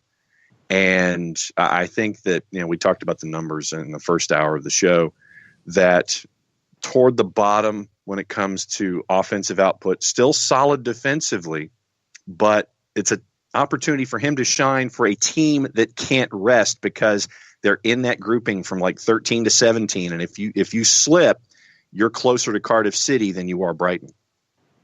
Yeah, I mean they're in the thick of it right now, so they're going to need Miguel Almiron to get adapted very quickly, and not just adapted to, you know, his life in the city, but like literally into the starting 11, because he's going to be a regular for them, obviously, as the you know, the most expensive transfer in club history. I think he'll be on the bench for the Tottenham game. I'd be pretty surprised if he actually starts that game, just because of physical reasons. No doubt. But yeah, I think that he will be hugely important for them. And like I said, I think he fits their system well. I think he'll help them. I don't see Newcastle getting relegated with him coming in, especially after just the huge boost that they had yesterday, beating Manchester City. It's just I think that kind of that combined with the things that are getting finalized today at the end of the window is the kind of momentum that can really give a club a boost, and can kind of let them forget about bad memories that have happened first half of the season and just let them focus on things going forward. So it'll be interesting. And I'm interested to see kind of like Atlanta United fans and how closely they start following Newcastle, how much more Newcastle I end up seeing on my timeline, because usually during Premier League games, it's just, all my Tottenham accounts that I follow and just general Premier League stuff. I'm interested to see if some of these Atlanta United accounts I follow will start popping up with some more Newcastle bits, even if it's not Miguel Almiron. Maybe if it's just, Solomon Rondon header, to the far corner. If some fans will be kind of adopting Newcastle as a second team, that'll be interesting to me. All right, before we wrap up, Joe, let's talk a little bit about the rumors out of Argentina. Leandro Gonzalez Perez linked to Boca Juniors. It's been all over the place in terms of talk. I don't know if there's really been talk of an offer truly being made, conversation about he's not for sale. Now it sounds like, according to some, Boca's going to continue to talk. How much stock do you put into this? I put stock in that Boca want him. I don't put any stock in that Atlanta United is interested in selling him right at this point. I think that he's like, if there's a player you can't afford to lose right now, he's probably at the top of my list, to be perfectly honest. Like, even if we're just talking about an injury, like he is the fulcrum of this team. He's kind of the difference between this team being as dynamic as it wants to be going forward and defending. Felipe Cardenas and I have talked about this quite a bit, and how important he is going forward with the ball. That's a huge part of his value, is helping the team build from the back and create attacks, to be perfectly honest. And then obviously we know what he can do in defense, but he's just such an important player for Atlanta United. I can't imagine what the number would be that would make them want to sell at this late stage in the preseason. Doug Roberson said that he's in the last year of his contract, which apparently Leandro Gonzalez Perez just told him Monday when he talked to him. And I think that if it were even down to you sell him for, let's just call it $5 million. I'm just throwing out a number. If it's sell him for $5 million now, or play the season with them and lose him for a free after the season, I would argue that it's a more valuable proposition to just let him go on a free after the season, even if you have no chance to re-sign him, and just have him play the season so that you can actually plan for his departure and get in a player that you want to succeed in his role after this season. I just don't think you gain anything from the cash you would get in a sale at this point in time. So, yeah, I don't see him moving. It's going to be interesting to follow. Boca's got money to spend and a lot of needs right now, so we shall see. The team's heading out to California at the end of the week for the next stage of training camp. Lots of friendlies out there. I'm sure you'll be following it at all 57 of your different outlets that you write for, Joe. I think we might have added a couple while you were on with us. Hey, that's fine with me. That's fine with me. More accounts on the invoice, right? But yeah, we're working on it. Just stay tuned to Dirty South Soccer. We're doing an open thread, so if you want to just jump in and just chat in the comments, that's what that thread is there for. But then also, once this deal goes final, we'll have some really good content from myself, Teodo Football, Sydney Hunt, Harry Harris. A lot of our guys will have some content ready to go out after this thing gets done. Awesome. Turn the notifications on Twitter, Dirty South Sock. All that stuff will be happening whenever this gets done, and it could be this afternoon. We're waiting. Yeah, we'll be following it today. I think it'll get done this afternoon. Yeah, it's looking like it's heading that way. Joe, thanks for the time. We appreciate it. We'll talk to you again soon. All right, cheers, guys. Thanks. Cheers. We're going to take a quick break. We'll be right back. Today's show is presented by Appolinsky & Associates, personal injury lawyers with over 30 years of experience, supporters of Atlanta United, Faction, and Inter-Atlanta Youth Football Club. If you've been hurt in a wreck, contact Steve today at steve@aa-legal.com or call in 24/7 at 404-377-9191. The initial consultation is free. A ranger station. I'd like to report a bear hug. Okay. I put out my campfire and Smokey Bear hugged me. So you drowned the fire, you stirred it, drowned it again, and felt that it was cold? Uh-huh. Yeah, but he's just letting you know you did good. Bear hug from Smokey Bear. Status update. I'm gonna let you go now. There are many ways to start a fire, but one sure way to put it out. Learn how you can do your part at SmokeyBear.com. Sponsored by the U.S. Forest Service Ad Council and your state forester. We know that every driver is different, and a one-size policy does not fit all. That's why Country Financial offers a variety of discounts, so you get the coverage you need and the savings you deserve. From good driver to good student, multi-policy to multi-car, we've got a discount to suit every driver. Call Jason Wright at 678-568-6871 today to see what you could save. On Facebook at Jason Wright Agency or by phone at 678-568-6871. Discounts vary by state. Policies issued by Country Mutual Insurance Company, Country Preferred Insurance Company, or Country Casualty Insurance Company, Bloomington, Illinois. Every hiring manager knows that a company is only as good as the people it's made from. So where do you find the best people? That may surprise you. Meet the grads of life. Young adults of unique determination and experience. An ideal fit for your company in an entry-level position, internship, or even mentorship. They might not have every qualification you typically look for, but they're exactly who your company needs. This is talent worth knowing about. Go to gradsoflife.org to learn how to find, cultivate, and train this great pool of untapped talent. Brought to you by the Ad Council and gradsoflife.org. Welcome back. SDH, January 30th, Wall Pass Wednesday. We'll get into all of your Wall Pass Wednesday thoughts in our next segment. Lots of news to get into quickly with everything happening all at the same time because it's silly season. It's what they do. Toronto, updates on Sebastian Giovinco. Allegedly, they have offered Giovinco a contract that would keep him in, now they're saying the top 6 or 7 paid players in the league, and that's at least $5 million a year. That's a lot. That's more than I thought Toronto would offer. He did not train yesterday. The initial reporting was that he had left camp Sunday night, was headed to Toronto, according to what he told people. He didn't. He went to see a doctor in L.A., where they're training in California. Went to a doctor in L.A. Monday, was expected back in camp Monday afternoon. He didn't train yesterday, so this is not looking good at the moment for Giovinco and Toronto and his future there. Bill Manning says he'll be back today. Club spokesman said he'd be back on Monday as well. He hasn't been. So we'll see if this happens.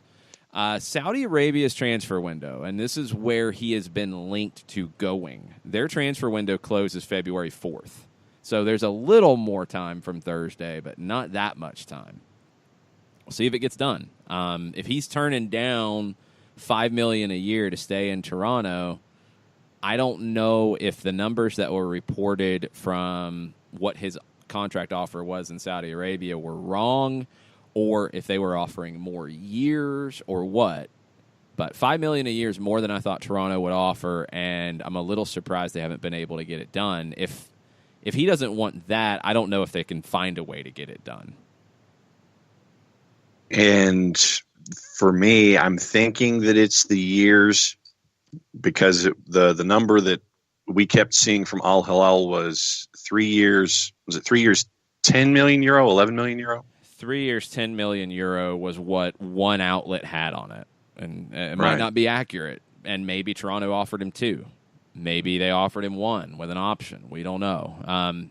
Bill Manning has said this, that he would be in the top 6 or 7, and that would be around $5 million a year. So either somewhere the numbers are off, or Sebastian Giovinco just doesn't want to be back in Toronto. And the fact that he hasn't been back to training after a club spokesperson said he would be Monday afternoon tells you things are not exactly rosy with the Reds at the moment.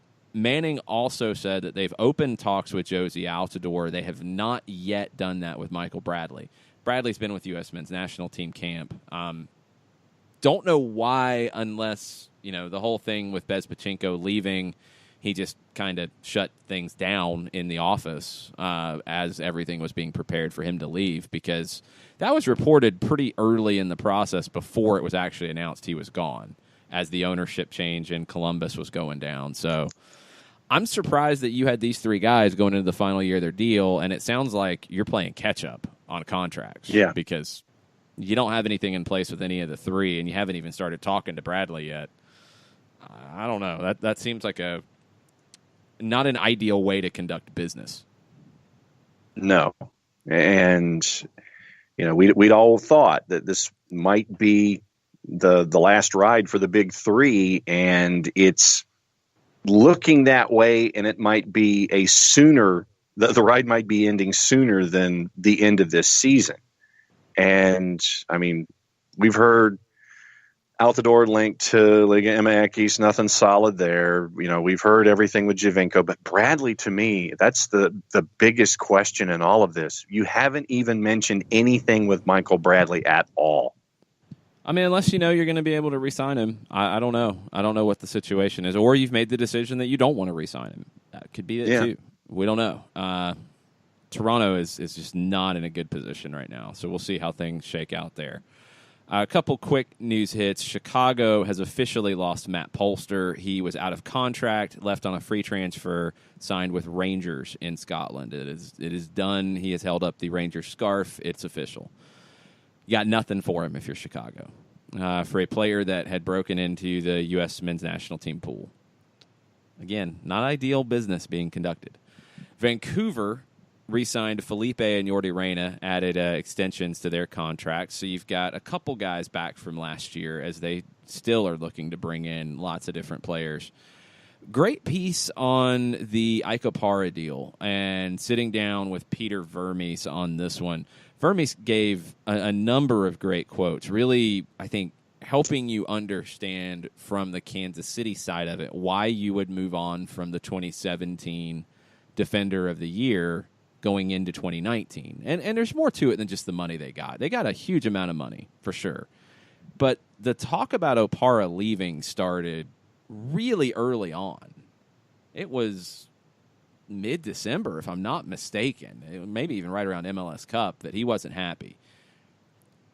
It's a fair guess to say that he wasn't happy because Kansas City signed Spanish center back Andreu Fontas last summer in a deal that was worth about $1 million a year, and reportedly that's about 3 times what Ike Opara was getting. Maybe that opened the door for Opara not to be happy and want a new deal. Here's a couple of the quotes from Vermes as he was talking about this. Because remember, Peter Vermes oversees everything at Kansas City. He's one of the rare managers who is involved on this side of things. He said, you have to understand that this was a very unique situation in that less than a year ago he had signed a new contract and he was already coming in asking for a new one. I think that we've been very good about our philosophy here, something that we've been very smart in not setting precedents with certain situations. We had again done a new contract prior to the 2018 season, thinking of Ike as a part of not only the 18 season, but part of 19 and 20 as well. It was not part of the plan to be moving Ike on at this time. He continued, I was disappointed in that it became an issue in the public, which is not something that we do here at the club. Maybe other clubs do, but it's not something we do here. We don't do that with staff members, with associates here at the club, and we don't do that with players. I was disappointed in that, and unfortunately, that kind of threw us in a course of action that didn't really give us a lot of wiggle room in that moment. It's one of the reasons why we went the way we went. I'll say it now, and I'll say it as long as I'm here, and I'm not saying that Ike ever said this because he never did, but I will say if a player doesn't want to be here, then I can tell you this, I don't want him here. It's pretty simple. He got into a little more detail about Opara's contract history, too, and this, I think, plays into the decision, and we've seen this happen, from time to time. He said, when we got Ike in 2013, right before the 2013 season, we did a new deal with him at that point. It was a 4-year deal, so it was 13, 14, 15, and 16. Within that time period, he had 2 season-ending injuries in 14 and 15, I believe it was, and 16 was really his first year back with us playing again.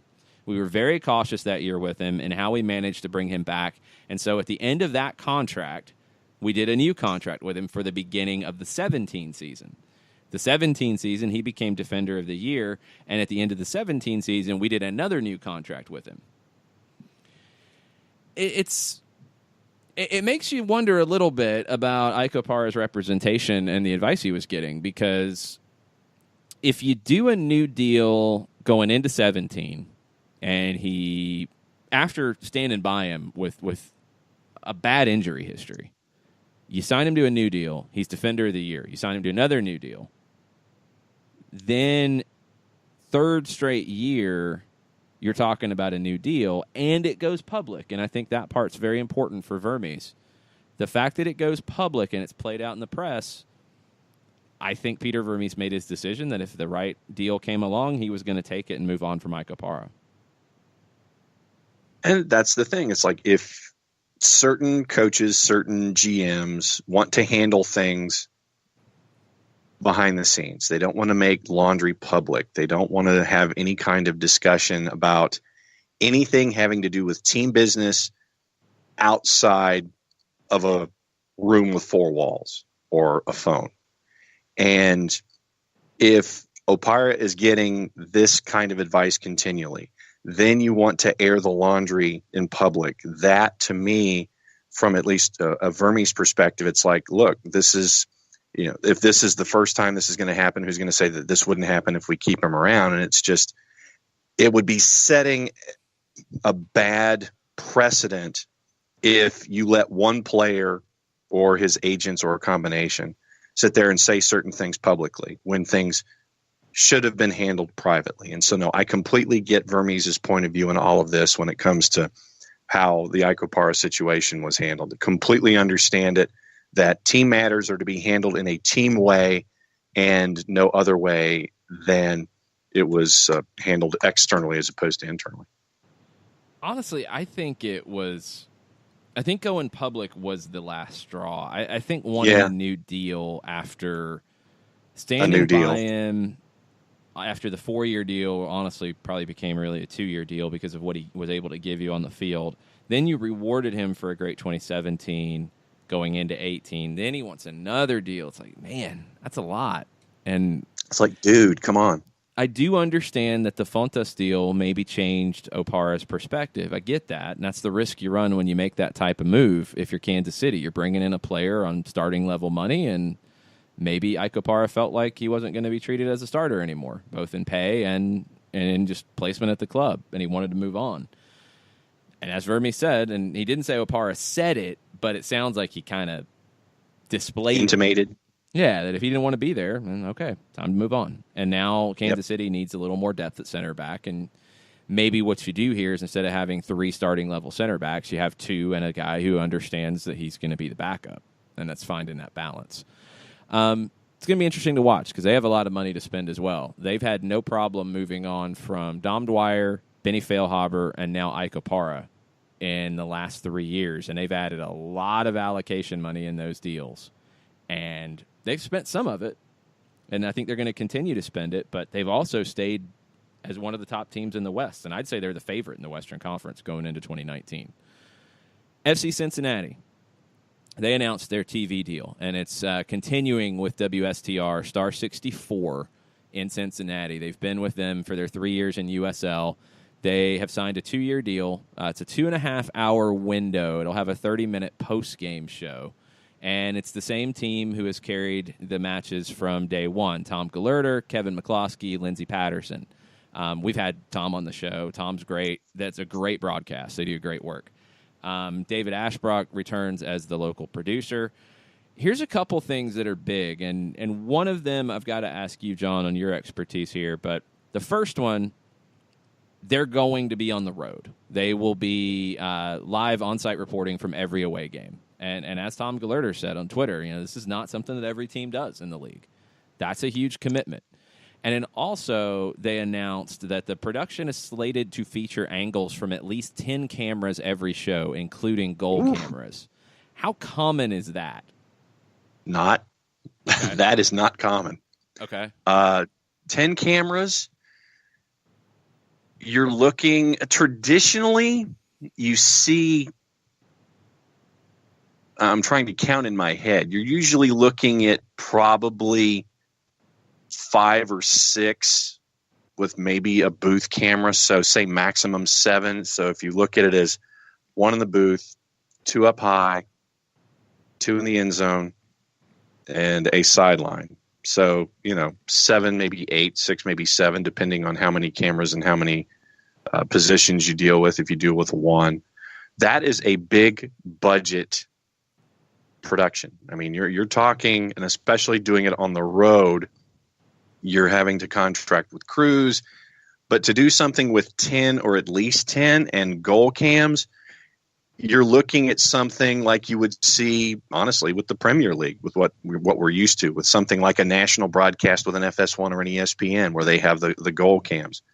So this is something to me that it is not or should not be a skimpy figure. This is major outlay when it comes to production and production value, and I want to see how Star 64 puts this together, and I want to see how it's done because, what you're doing, you're coming on board if you're FC Cincinnati and you're saying, okay, here's the bar that we're going to set from a production standpoint. And for me, yeah, you can have all these cameras, but I want to see what the production quality is, and I want to see what they're doing when it comes to the post-game show. Is the post-game show where 3 of those cameras are specific and you're only going to have 5 in-game?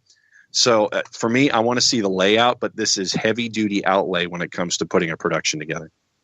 Yeah, this is big. That's great commitment from Cincinnati to do this, and just getting the crew on the road is a big part of that. So excited to see it. Looking forward to seeing those guys out on the road. They, I guess, will not be in Atlanta because it's a national TV game.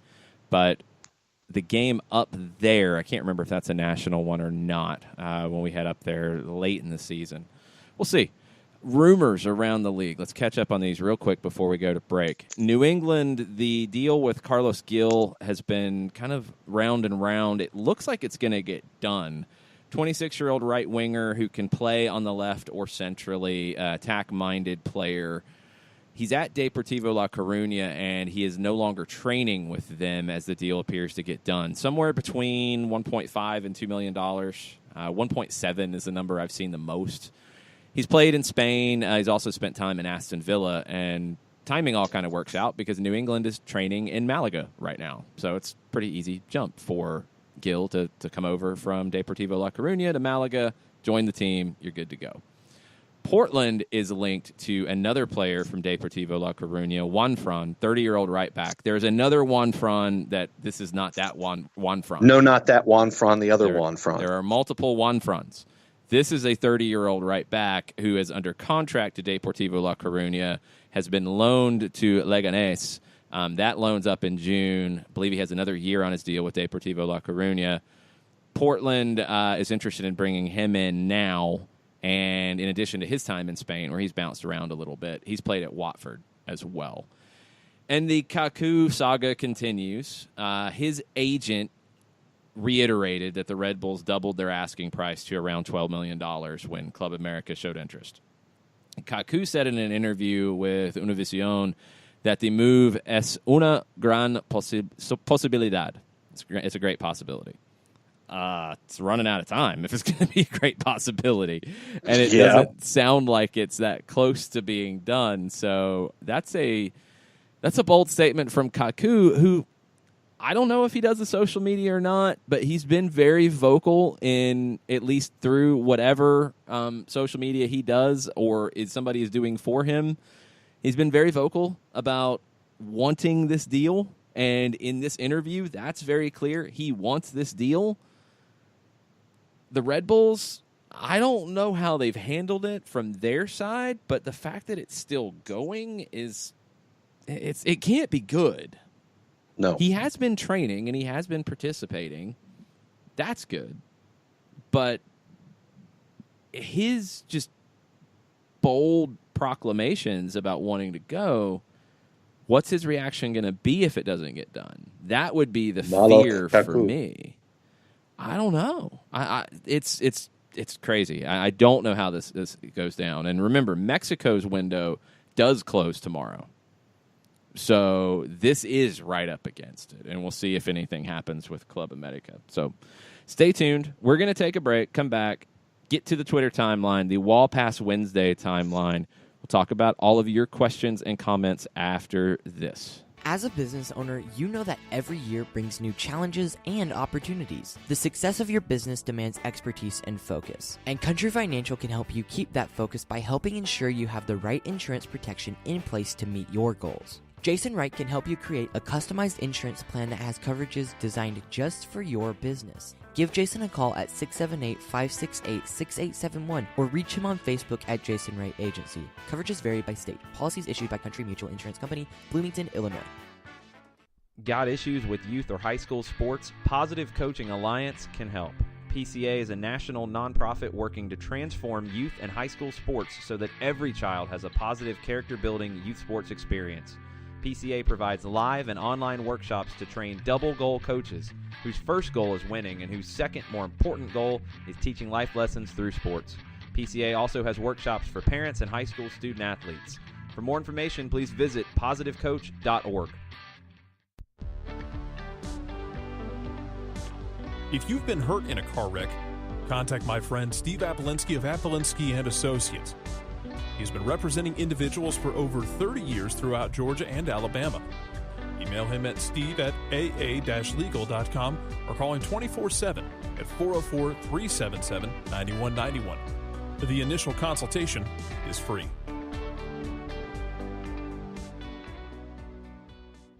I adopted Bento in 2010 from a shelter. This cat makes me make art. He's always motivating me to draw pictures of him. He just is motivating artistically. He's my best friend, but a lot of people know him as Keyboard Cat. Keyboard Cat, YouTube star and shelter pet. Amazing adoption stories start in shelters. Start yours today. Visit theshelterpetproject.org to find a pet near you. Brought to you by Maddie's Fund, the Humane Society of the United States, and the Ad Council.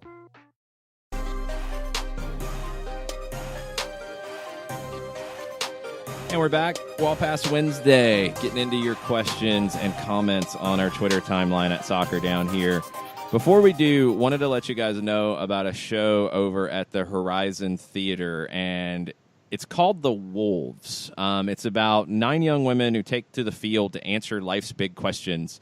Pulitzer Prize finalist, New York Times critic pick. It's actually a great way to get your soccer fix right now before the season starts. The show is going on right now. I believe it goes on through the beginning of March. We're going to have some tickets to give away next week. And if you're interested in going, you can check it out at horizontheater.com. It's called The Wolves. I'm intrigued to see this. I'm going to have to get over to see this in the next couple of weeks as well before everything gets crazy ahead of CONCACAF. Let's get into the Twitter timeline because people have lots of thoughts. Let's start with the latest one. We'll work backwards. Michael Valverde. Tomorrow marks 3 weeks until the CONCACAF opener at Herediano. Do we know how many tickets will be made available to Atlanta United fans of the 8,700 in the Helado Rosabal Cordero Estadio? Or Estadio Helado Rosabal Cordero. We don't. And the only thing I've seen about visiting tickets was something that Doug Robertson posted that they'd go on sale a week before the game, which makes 10 days? planning a little difficult. Was it 10 days? I think it was 10 days. Have you followed up on this? Okay.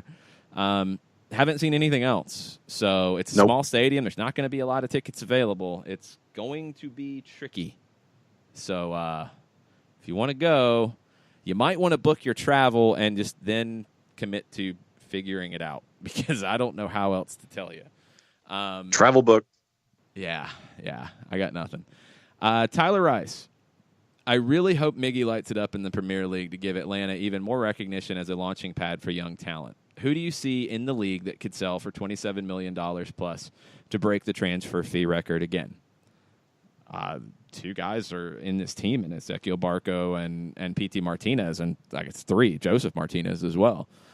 Yeah. Those are 3 guys that I could see going for that at different points. I mean, Joseph, to the right club, could potentially go for that right now. P.T., if he comes here and lights it up for a year or 2, changes his conversation after clubs weren't willing to commit 15 to him at River. Barco, give him time. I think he could absolutely be that in a couple of years as well. Other players around the league, I'm trying to think of who would stand out to me in that level right now. Trying to itemize per team. Yeah, I don't know who would be at that stage right now. One that could potentially get in that ballpark is Jesus Medina at NYC, Josue Colman at Orlando. These are young guys who were brought here to be this. Maybe not $27 million, but maybe 15 to 20. Mihailovic? 12 to 18. Mihailovic's got a long way to go. I mean, he hasn't played a full season yet, so it's a little hard to even predict that. Maybe, but for his position, it's a little different too. He's a number 10. To get that kind of money, production has got to be massive, and we'll see if he can live up to that. George Bello, honestly, is another one, and some of it is down to his position as well because left back is generally at a premium. So right now, Atlanta is the one who is set up to be that kind of team, but there are others who are starting to find it, and not all of them have to sell for $27 million to be a success. If you're Dallas and you sell Reggie Cannon after this season for $10 million, that's a huge success. That's a great move. If you sell Paxton Pomacall after next season for $10 million, again, great success. You got to think about the investment that's gone into it. And if you're a Dallas and you've brought in around $17 million in transfer fees over your history, and you're really investing now in the guys that you're selling, you're investing in your academy. And if Philadelphia's Bill McDermott is right, saying that their $3.5 million per year in the academy is the most in the league, let's say Dallas is at 3 because they have a very robust academy. You're putting $3 million into about 120, 150 players overall, and one of those players comes through and pockets you $10 million. That's a bigger, percentage return on the investment than Atlanta United's getting for selling Miguel Almiron. Is it a longer road to get there and maybe a little less sure? Yeah, I would say so. But it's still doable, and it's still a valid return on your investment. You get $10 million for a Cannon or for a Pomacall, you're paying for your academy for 3 years, and you're affecting hundreds of players over that period of time, and you would expect some of those to come good. Again, it doesn't have to be just like Atlanta, But the idea of producing talent and selling it, that part, I think, is something the league needs to talk about consistently and do more often. Yeah, I mean, you're looking at level of investment per player and then return on that investment. So, it could be the same percentage-y kind of a thing with, a Miguel Almiron getting 27 or a PT or a Barco. But if you bring someone up through your own academy, like a Gosselin, like a Bello, those kinds of things, it comes to level of investment and then what you get by comparison of that particular investment. So 27 million in one might be kind of the same as 10 million for another, just depending on the level of investment that you had coming into the whole thing. Jill Robbins says, Newcastle fan skepticism about the Almiron deals reminiscent of Atlanta fans' fear of success after so many sports disappointments. Miguel will make them believe. Hat tip to Jay. Favorite moment after the little 2018 scoring drought, flinging off the jersey in defiance to celebrate a goal. He had a lot of those moments where, what your Miguel Almiron highlight reel will look like. I think everybody's going to have a slightly different one, which is pretty cool because he had that many moments. Mickey Hop. Yeah, that's one of them for me. The volley in Minnesota in the snow in the second game, that's one. The free kick against NYC. Yeah, there's quite a few. He's a special player, and he will be remembered as such here, and hopefully he lives up to it in Newcastle, and hopefully their skepticism, if they're really thinking it was a faked helicopter ride, man, this Mike Ashley hate has gotten out of hand. Seriously. I'm going to remind you of this, and we've talked about it the whole way. Nick Alifi said there was 0% chance of this happening on Monday night. Yes. That's how this has gone down. I remember, and I don't remember where I said it first, but I remember as we started talking about where Miguel Almiron could go, and it was probably last summer or early in the fall, I kept coming back to Newcastle as the type of club that he could go to. And I kept mentioning them specifically because they're at that level where he would go in and he would play, but they were a club that could spend the money to get him because we knew where the price tag was going to be roughly. So they were that perfect combination because, a Manchester City could spend that money, but would he play? No. Arsenal, maybe not. Tottenham, same. Tottenham with the injury situation, changed the dynamic a little bit, but not enough to get a deal done. Newcastle was the one that could easily spend the money. They just hadn't had a history of doing it. But that he would step in and play, and he fit what Rafa Benitez wanted to do. I know I mentioned it a long time ago before it was, this is actually a thing that could happen. This is a club that fits the profile of it happening. Full credit to Mike Ashley and getting this deal done because he had to commit to spending the money, and it's something he has not done, and he did here. Yeah. Maybe the light finally came on with all the discussions that we've been having about the notion of, dude, if you go.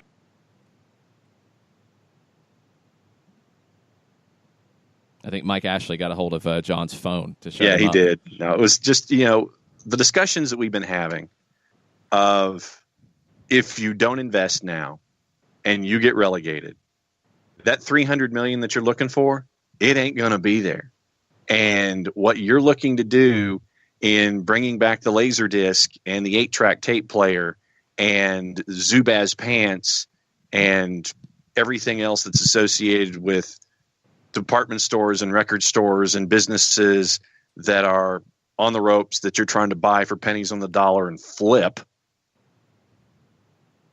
and not invest in your football club. You're finally investing in your football club. So maybe once and for all, Newcastle can get an owner who cares more than Mike Ashley does instead of treating it as a source of income to help keep everything else afloat in your bio. Yeah, we'll see about that. If you're trying to sell it, I think you had to get this deal done. So we shall see if it is the right move because that's the part that you can never truly predict. Looks right on paper. Looks like he's a perfect fit. Rafa Benitez thinks he is, but now you have to see if the production matches the investment. And one more before we go to our final break from Trains. Thoughts on Inter Miami revitalizing Lockhart Stadium, rebirth of the Fort Lauderdale Strikers as their USL team. Well, they're going to have to deal with the Tampa Bay Rowdies to get the rights to the Fort Lauderdale Strikers name because, remember, the Strikers went bankrupt and they owed a lot of different people a lot of money. One of those that they owed was Bill Edwards and the Tampa Bay Rowdies. And I don't know if this is actually under the Rowdies' ownership because now they've changed ownership. The Tampa Bay Rays Major League Baseball team owns the Rowdies.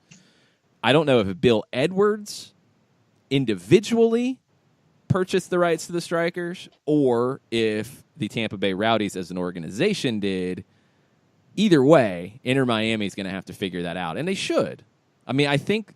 What was the price tag? Like $5,000 and some change? Isn't that what they got the rights to the brand? $5,100, and I wish I had known about it. Well, now then you might be able to do a deal with David Beckham to make 5 times that, 10 times that. I don't know what they're really going to pay for the brand. I don't know what they should pay for the brand. Hopefully people don't remember the Ronaldo-owned Fort Lauderdale Strikers. That was just an absolute dumpster fire of a club in the North American Soccer League. And hopefully they remember the Ray Hudson and Gerd Mueller and those days of the Strikers back in the late 70s and early 80s, because that was actually good. Edwards got the summary judgment. Okay. He got the judgment on owning... Now, did he get the judgment on owning the brand? Gained control of the copyrights, trademarks, and any rights to the use of the name Fort Lauderdale Strikers or any variation for $5,100. Okay, so there's still, I mean, there's a bit of a question because of the way it's reported. You know, they could have reported it that Edwards got it as the owner of the Rowdies. It's semantics. What it comes down to is if Inter Miami wanted to do that, they would have to buy the rights to it. And whatever they have to spend, I think it could be worth it. Just revitalizing that area would be great because right now it's nothing. It's just empty space that is grown over, and it's very bad for Fort Lauderdale. So if you can turn that into a training facility, academy, and that's something that Miami has mentioned specifically. They like that area for their academy. Train at Lockhart, make it a stadium that would work for the USL team. It all makes a lot of sense. It all makes a ton of sense. And I know some old school Fort Lauderdale Strikers fans would be very, very unhappy about that. But newsflash, there is no Fort Lauderdale Strikers. It's done. It's owned by your hated rival, the Tampa Bay Rowdies, or their former owner. So I know people get burned up by that stuff sometimes, but that's just the facts. It went out of business because it failed. And if somebody wants to bring new life into that brand, I don't know why you'd be been out of shape about it. But I know some are, and I know some would be. And I hate that, and I hope they could come around to having a team in their backyard, even if it's a USL team that is an affiliate of Inter Miami. I hope they would come around to that because I think it'd be a good thing for that area because they've had a great success with soccer in that area before. Let's take our final break, come back for a little stoppage time after this. Today's show is presented by Appolinsky & Associates, personal injury lawyers with over 30 years of experience, supporters of Atlanta United, Faction, and Inter-Atlanta Youth Football Club. If you've been hurt in a wreck, contact Steve today at steve@aa-legal.com or call in 24/7 at 404-377-9191. The initial consultation is free. A ranger station. I'd like to report a bear hug. Okay. I put out my campfire and Smokey Bear hugged me. So you drowned the fire, you stirred it, drowned it again, and felt that it was cold? Uh-huh. Yeah, but he's just letting you know you did good. Bear hug from Smokey Bear. Status update. I'm gonna let you go now. There are many ways to start a fire, but one sure way to put it out. Learn how you can do your part at SmokeyBear.com. Sponsored by the U.S. Forest Service Ad Council and your state forester. We know that every driver is different, and a one-size policy does not fit all. That's why Country Financial offers a variety of discounts, so you get the coverage you need and the savings you deserve. From good driver to good student, multi-policy to multi-car, we've got a discount to suit every driver. Call Jason Wright at 678-568-6871 today to see what you could save. On Facebook at Jason Wright Agency or by phone at 678-568-6871. 888-6871. Discounts vary by state. Policies issued by Country Mutual Insurance Company, Country Preferred Insurance Company, or Country Casualty Insurance Company, Bloomington, Illinois. Every hiring manager knows that a company is only as good as the people it's made from. So where do you find the best people? That may surprise you. Meet the grads of life. Young adults of unique determination and experience. An ideal fit for your company in an entry-level position, internship, or even mentorship. They might not have every qualification you typically look for, but they're exactly who your company needs. This is talent worth knowing about. Go to gradsoflife.org to learn how to find, cultivate, and train this great pool of untapped talent. Brought to you by the Ad Council and gradsoflife.org. Final segment / stoppage time. It's one of those kind of days. Miguel Almiron is in the building at Newcastle. He's off the helicopter, and he's in the building. So we're waiting on further updates from Sky Sports as John watches his bootleg feed. Yes. A lot of suitcases, a lot of heavy suitcases went off the helicopter with him, and go to Daniel Campos's Twitter feed for pictures inside the helicopter. Nice. Wall Pass Wednesday, we're finishing up with your questions and comments on the Twitter timeline. Rachel Affleck, no offense to Michael Bradley, but who wants to pick up his $6 million salary? No one. That's who. Rachel, I disagree. I will tell you this. If Michael Bradley, and one, this is the last year of that $6 million salary, and that's some of the talk around Giovinco. Altidore, maybe not, but at Giovinco for sure is like, look, dude, you're not making $7.1 million at your age on a new deal. It's not going to happen. I would assume that'll be the same conversation with Bradley. You're not going to make $6 million on your new deal. But if you took Michael Bradley right now and put him in the LA Galaxy's midfield, and you can't because they have 11 billion designated players, but if you did, all the DPs, if you moved both Dos Santos brothers and added Michael Bradley into that, you're a title contender. If you added Michael Bradley to his dad's team, who definitely could pick up that salary, you're a title contender. There are teams that I think would pick it up right now. Not a lot, but there are some that would pick it up at 6. Now, the question is going to be, on a new deal, what would it be? Who will pay what for him for 2020 and beyond at, 32, 33 years old? Yeah. And how long are you going to commit to it? I think looking at his production in this league and looking at the market, he will find a designated player deal in the league if he wants to. Is it $2, $3, $4 million?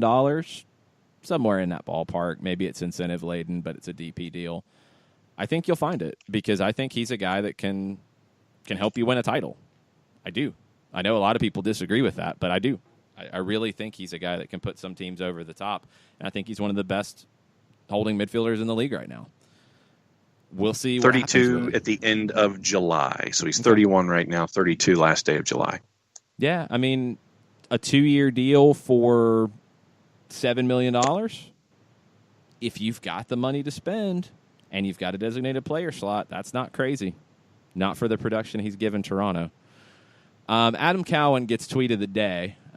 He took a picture of delicious Brunswick stew from Hope Farm. Mrs. Fearmouth's? I don't know that brand. I think it's Fear Now, yeah. But he said, today I officially realized that I listened to soccer down here too much when I saw this shopping and immediately thought of OSG Nelson. No such thing as listening too much. No, but that might be close. Brunswick stew with chicken, all natural, gluten-free. Yeah, and it's not Canadian. It's not anything close. No. So, I don't know where Mrs. Fear Nows are based, but we'll find out here in a second. Not Canadian. I can tell you that much. Nick Alifi corrects me, which I needed it because I could not remember what animal it was. It was the dramatic gopher video with the dun-dun-dun type of song. Gopher? It was a gopher, not that gopher. Different gopher. But it was a dramatic... Mrs. Fear Now's Brunswick stew is from Mechanicsville, Virginia. See, they're in that Virginia side of it, and our friends in Brunswick, Georgia, listening on ESPN Coastal would be very irate about that. So Correct. they would think that is garbage Brunswick stew because it is from Virginia, because they're trying to claim something that obviously Brunswick, Georgia... Carpetbagger Brunswick stew? Well, Virginia I don't know if they qualify for that, actually. That's kind of complicated. Probably a much deeper topic that is not needed here. Civil War down here. Yeah, we don't have that one. That got canceled. That got canceled a long time ago. John Nason, I'm hoping Daniel Campos put him in the nose of the plane for this trip, talking about Miguel. You can definitely afford it now. Oh, and no direct flights to Newcastle from Atlanta. The helicopter from London, nice touch. Cool. I was looking at the wrong stuff, John. You were correct on that. You had to go into London and then the helicopter. I don't know the Newcastle airport very well. I did see Goal, The Dream Begins, and I think they led me to believe that you could fly straight into Newcastle.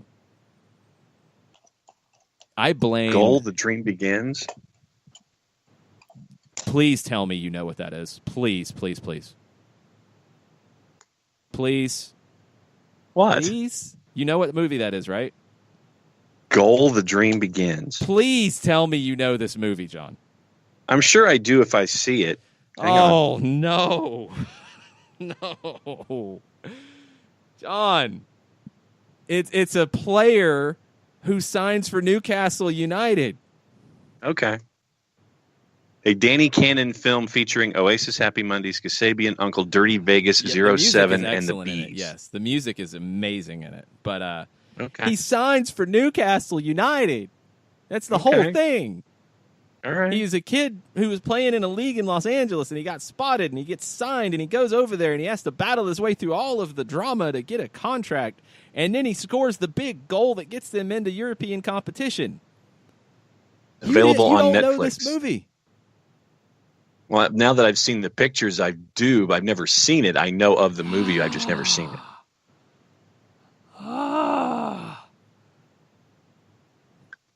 Oh, my mind is blown.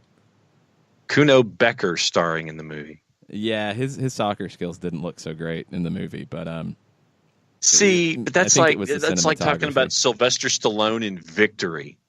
No, I think Stallone as a goalkeeper, Hatch looked a little more convincing than Santiago Muñez. But you had lots of cameos too. I mean, you had all kinds of stuff. This was a big flick. It was a big flick worldwide. It wasn't huge here, but I did see it in the theater here when it debuted at North DeKalb Mall, actually. And there you go. It was pretty cool. And again, the music's awesome. It's a fun movie. And the fact that you have not seen it, John, that has to be homework for tomorrow's show. All right. I need a movie review from you of Goal, The Dream Begins, and you can watch it on YouTube. It's on YouTube. The whole thing is on YouTube. So Shola Amiobi. For free. Milan Barros, Rafa Benitez. Yeah, Rafa's in it. I mean, it's kind of fitting. Lee Boyer, Titus Bramble, Nikki Butt, Jamie Carragher. Well, you've got footage. You've got game footage with a lot of these guys. Steven but you Gerrard. have some other actual true cameos. It's a big deal. It was a big movie, and they made 2 sequels to it. So well, then let me ask you this: how does the dream begin? Did the dream begin again? No, he gets transferred. What happens when you go to Newcastle? You want to leave Newcastle at some point. You want to get transferred to Real Madrid, like you did. Zidane, Beckham, Sven-Goran Eriksson. Yes, this is big time, John. Alan Shearer. Santi goes to Real Madrid in the sequel, and then I think in the third one, which I have not seen because it was not released in the United States, but I think it came out on video eventually. I believe he plays in the World Cup in the third one. And at one point, I do remember it was after Beckham had come to the Galaxy, there was talk about him returning home to play for his hometown LA Galaxy and play with David Beckham again. Because Beckham, again, makes another cameo in the second one because he's at Real Madrid. Wow. Okay, goal 2, Living the Dream, and then goal 3. Yeah, goal 3 didn't make it to the States. But anyway. Beckham, Rooney, Gerrard, Ronaldo. You haven't seen the first one, so you need to start there. And this needs to be watched today. You need to carve out an hour and 40 minutes, and we're going to have a deep dive discussion into Goal, The Dream Begins and the career of Santiago The third Muñez. one had a budget of $10 million? Yeah. Okay. What's wrong with that? No. All right. So, and it looks like it only had an opening window box office of $7,641. Yeah, I don't think it was. I think that was probably like one theater that showed it somewhere in the U.S. But I think it did okay worldwide. Anyway, they made 3 of these, and it was a big deal, and I'm flabbergasted that you've not seen this, especially with our links to Newcastle at this point. I have to give Knew total about it, credit. never watched it. Well, you got to watch it now. I have to give total credit to, I believe, I don't know who gets the credit back at the studios at 92.9. I think Craig Carlos Valentino gets the credit because the guys are at Radio Row for the Super Bowl, and they spent a lot of time yesterday talking about the Miguel Almiron news from Radio Row at the Super Bowl, which is pretty awesome. Nice. They had Brad Gazan on as well. Saw that. On Dukes and Bell. He also made an appearance on Jim Rome's show. Rome's not the soccer hater that some people think. No. He's actually been not. pretty complimentary of soccer throughout his run in his career. So Rack me. There you go. What are Rome listeners called? Clones. Clones? Are you a clone? Or you were a clone at one point, I think. I was a clone. I do actually have a huge call of the day to my credit. Ah, very nice. So see, there you go. Rome's a good guy, and he had Brad on the show. But back to what I was trying to say before I got completely sidetracked by getting sidetracked initially, by still being flabbergasted that you've not seen and heard about the legend of Santiago Muñoz. I believe it was CCV who played the clip after Dukes and Bell were talking about Miguel Almiron of Santiago Muñoz at the airport trying to get into the country. And the guy at the gate is like, "Oh, you're a footballer." And he says, "Yeah, I'm here to play for Newcastle United." And the guy's like, to his buddy behind him, he's like, "Oh, this young man wants to play for your club." And the guy says, "Newcastle? We could use all the help we can get." So it was kind of perfect. Because still accurate 15 years later. It is. And at that time they did. And then they scored 2 goals and beat Manchester City. It's kind of nuts. But we will have everybody beat Manchester City 13 years ago. Not now. We're talking about right now. They played it yesterday when they needed some help, and then they scored, and Miguel Almiron was man of the match somehow because it just all happened.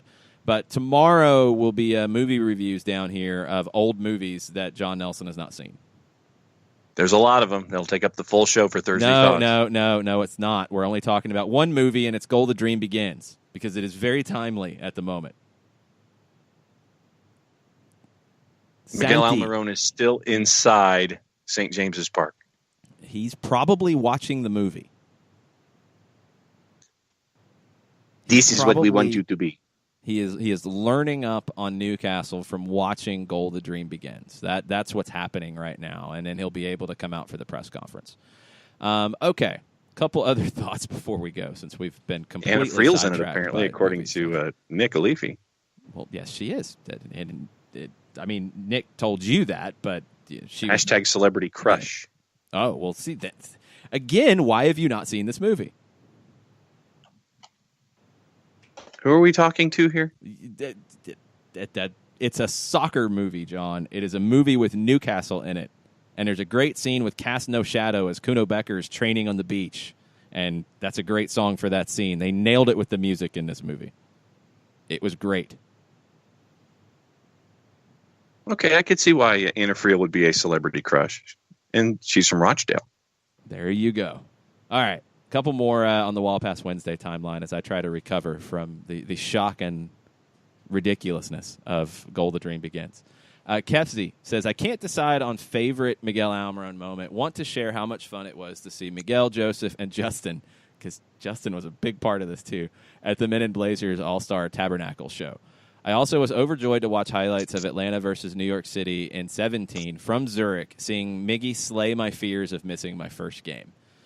That was a big day for Miguel Almiron, too, and that's one that we had mentioned. The Houston game was big, but that New York City game, after the bad loss at Yankee Stadium in 17, and Miguel just went nuts in the opening 30 minutes, that was a lot of fun. I'm down with that. I agree. Circle gets the square. Yes. The Colonel asks, maybe we don't need a Thursday PM transfer show. I think we do, just because there will probably be chaos just in general. It might be more of a soccer over there than a soccer down here show.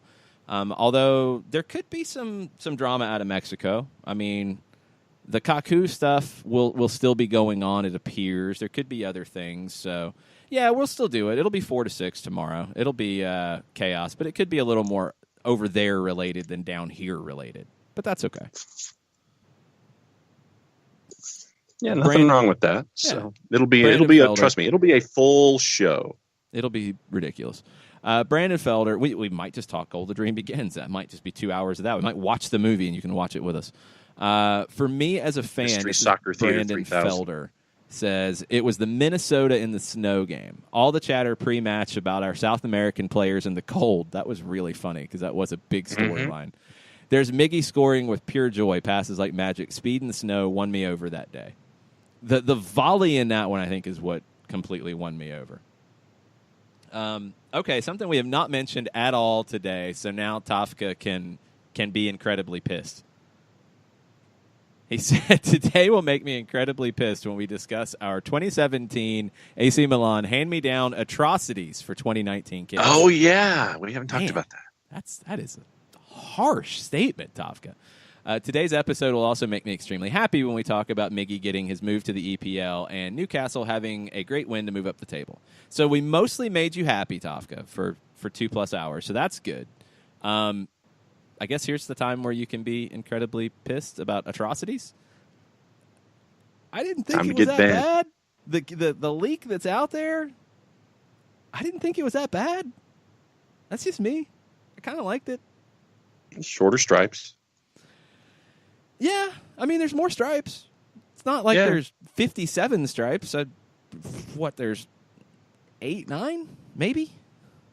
It's kind of at an angle. It's a little hard to count. I thought it looked good. I think you could say that some people made this claim from day one, and they took it 2 different ways. They either said that these were Metro Stars hand-me-downs or AC Milan hand-me-downs. Yeah, the latter. Well, no, people said both. No, trust me. Okay, I didn't see the Metro Stars one. Oh, no, you need to follow more New York people because they were salty about, for some reason, Red Bulls fans were salty about Atlanta having red and black stripes because that's something that their club had when they were under a different name and put under mothballs. But I guess nobody else could have red and black stripes because of the great Metro Stars heritage. Yeah. I'm searching in my brain looking for Metro Stars heritage. No, there was like a year where they were okay, and then it faded quickly. And they didn't wear the red and black stripes that often either. That was like a few years Tony where Meola. They were throwing stuff at the wall. Meola played for them when they wore lots of different things because they wore lots of different things. They wore black and white. They wore black and white stripes. They did everything. So anyway, that was one of the dumbest arguments that I heard when the red and black stripes were introduced. Yeah, AC Milan wears red and black stripes. Atlanta United wears red and black stripes. How many teams wear black and white stripes? Juventus didn't start that, by the way, either. That they weren't the first ones to do that. That was in homage to, was it Notts County? I believe is the club that they based that off of. Yep, and there's a great article up on Notts County and their fall. I mean, they have fallen off the cliff. And there's a great article out there about Notts County. Yeah, so Juventus from Notts wears County. Notts County hand-me-downs. Yep. I mean, there's only so much you can do unless you're going to invent new colors, and that never goes over well. So please go don't back do to that. the 90s MLS. No. I don't know what San Jose's color scheme was under the Clash days at the beginning, but it was horrendous. I just remember the baggy keeper kit that had the black and the red Clash with the scorpion tail with the yellow trim across it.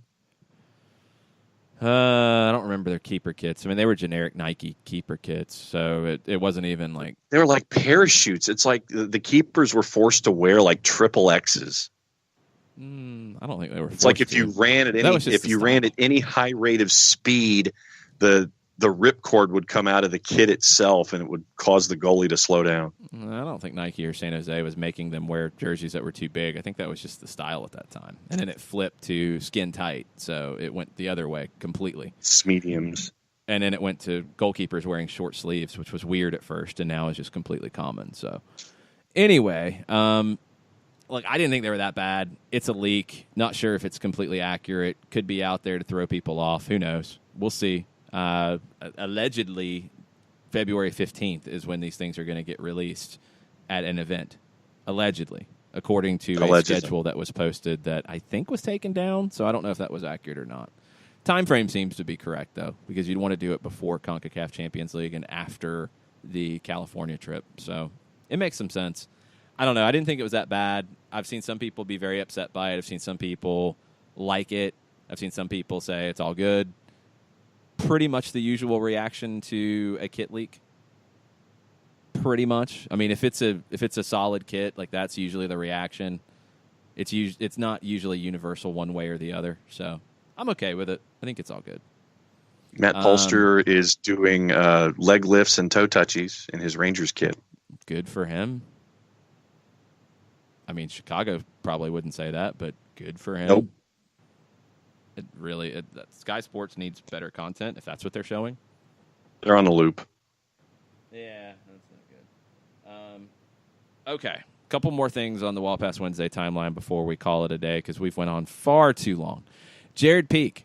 The Houston game he took over will always be a special one. Yeah, absolutely. That's got the Miggy hop in it, which is one of the single greatest moves in MLS history that nobody seems to remember because he absolutely did this intentionally. He was getting closed down. He did his version of the Cuauhtemoc Blanco bunny hop to evade a tackle and then finished. That's just insane to pull that off. And he did it on purpose. It was not an accident. It was the bunny hop. It was the Miggy hop. It was special. It was very cool.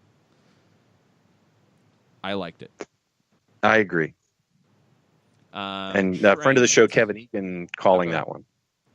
Yes, that was the peach from the Paraguayan game, but that wasn't that goal. That was the first goal, I think.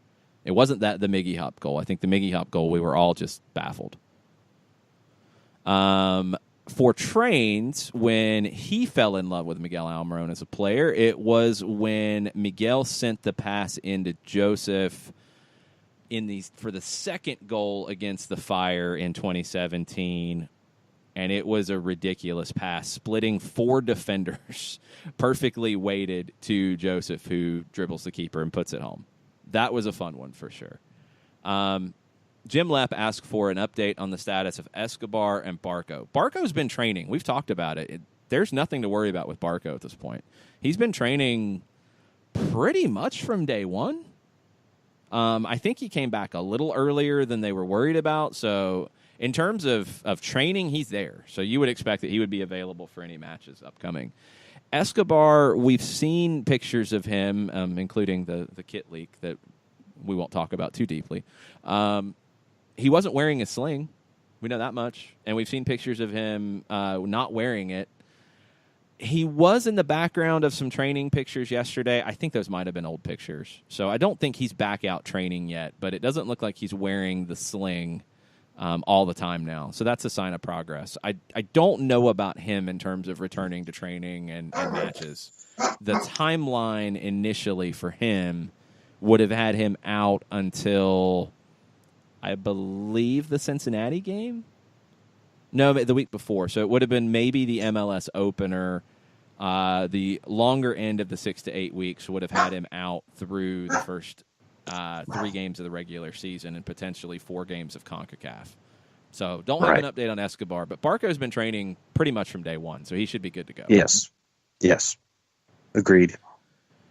And final one from Joe Bost. Now that Miggy is gone, sad emoji, let's assume we play a 3-5-2. What does the 11 look like? We've talked about it from a 4-3-3 perspective, but in a 3-5-2, let's see. Right now, with the current injury situation, if you go 3-5-2 against Herediano, my guess would be Brad Gazan in goal, 3 center backs of LGP, Parkhurst, and Lorenowitz. Yep. Left wing back of George Bello, right wing back of Julian Gressel. Right. Eric Remetti, Darlington Nagby. Yep. And this is where it's tricky, and the decision's going to come down to this. Pity Martinez either at the 10 or the second forward, Joseph as the forward, and depending on where Pity is, that's the question as to whether Barco or Villalba starts. Yes. If Pity is the 10, you play Tito and Joseph up top. If Barco is the 10, then it's Pity and Joseph up top. And in the 3-5-2, that's what your questions are going to come down to generally. I think it'd be very hard to pull Nagbe from that and play Barco and Pity behind Joseph and Tito. So in the 3-5-2, you're still going to have to make that sacrifice. It's just the nature of the formation. You're going to have to make a decision that's going to be tough. In the 4-3-3, I think you can easily fit everybody in and play it. But the way Frank de Boer plays the 4-3-3 is a little different than Tata Martino played the 4-2-3-1. And we'll see if they're ready to do that and if they want to do that on the road against Herediano. De Boer said he that's what he prefers. He also said that he would be foolish to force the team into a formation that doesn't suit the players he has. So he's going to figure out what's going to do the best thing to get the result at Herediano in Game 1. Might be sticking with the 3-5-2 and either having Barco or Villalba come off the bench. And if Barco, does have any knee issues, then you start Villalba, you play Pity as the 10, and you go on from there. And Barco's available off the bench if he's ready. That might be the safest way to play it on February 21st. But there's a lot of time until we get to February 21st. And I think we'll see lots of twists and turns in this lineup discussion. And there will be full coverage of Herediano on Soccer Down Here that week. Yes, John will be in Costa Rica for sure, no questions asked. We are hoping that we will be calling the game from Costa Rica. There are some logistical issues in terms of, power and internet and all kinds of things. So we are the capability of doing a broadcast. Yes, yeah, those things. We're definitely hoping that we can do this. And now everybody's making fun of me putting you in your place again. But I was just flabbergasted about you not seeing Goal the Dream Begins. I've known about it. We've talked about it, but I've never seen it. I mean, Joshua Eisenberg says if you squint, Santiago Muñoz even kind of looks like Miguel Almiron a little bit. Yeah, I saw. Yeah, I could kind of see that. That's a B. I'd give that one a B. David Benson was about as shocked as me. I've heard it all now. OST Nelson hasn't heard of Goal or Goal 2. No, heard of it, yes. Heard of it. That's heard unfair, of the sequel, David. and heard of the third one. Never seen it. It was funny. There was no wood shit. It is. It was just funny. Yeah. I'm still flabbergasted, but it's funny. The music makes it more in that movie to begin with. I mean, the music. All right. I'm trying to remember it. I can't remember which scene it was. There's a scene where I think they're coming around a curve in Newcastle, and you can see St. James's Park. And it's an Oasis song. I can't remember which one it's playing, but it's an awesome. Just the visuals of it. It's awesome. It makes it seem like such a big deal to be going to St. James's Park. It's very cool. Well, it is a big deal to go to St. James's Park. Well, yeah, it's a big stadium. But according to some, those 50,000 people that go see Newcastle every week would have no idea who Miguel Almiron is. They didn't know who Santiago Muñoz was either. And it worked out. Not once, not twice, but 3 times. Well, it only worked out for Newcastle once because they didn't make it to the next 2. And Mike Ashley didn't sign him to a new deal. And that's why he went elsewhere. No, I don't think it was that. I think they sold him and moved on because he was a absolute shooting star going across the sky in Newcastle, and he got them into European competition. And I think the next year I don't know how the second one opens because I think it was the next year after he started 1 game for Newcastle and had 1 substitute appearance that him and his buddy in the team were both sold to Real Madrid. So maybe Mike Ashley took over and just sold everybody off in the second one. And then they go to Real Madrid in the second one, and they're because if he had taken over, then he wouldn't. Santiago Muñoz would not have been sold at maximum value. He would have waited until the bitter end. Well, I don't know if it was maximum value. They might have sold him for peanuts. We don't know. I'll buy that for $1. Got to see the second one now. So Maybe this will be a Goal the Dream Begins Down Here podcast series as John and I have to see the second one and the third one. I never saw the third one. I think I saw clips of the second one, but never watched the whole thing. The third one, I never saw it available because it kind of tanked. But anyway, maybe we need to have a series breaking down Santiago Muñez's career. Like a true crime podcast, was it Killer John? But do that for Goal. The Game Begins. Yeah, the Dream Begins. Like that. The Dream Begins. I mean, it's a big rise going from the local leagues in Los Angeles to Newcastle's reserves. Still in St. James's Park. And then St. James's Park starting in the final game. And he had asthma too, John. He had asthma. And he still did all this. Wow.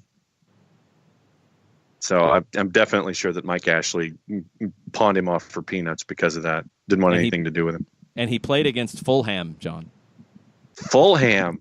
Fulham. Ooh, boy. Well, he had a little bit of an accent, and it was funny the way he said it. But he played against Fulham. Fulham. He did. Well, at least, and I guess obviously they played half ham because they knocked him off. Did they beat Fulham or did they tie? I can't remember that one, but that was his debut with the first team. He came on as a late The sub, debut against Fulham.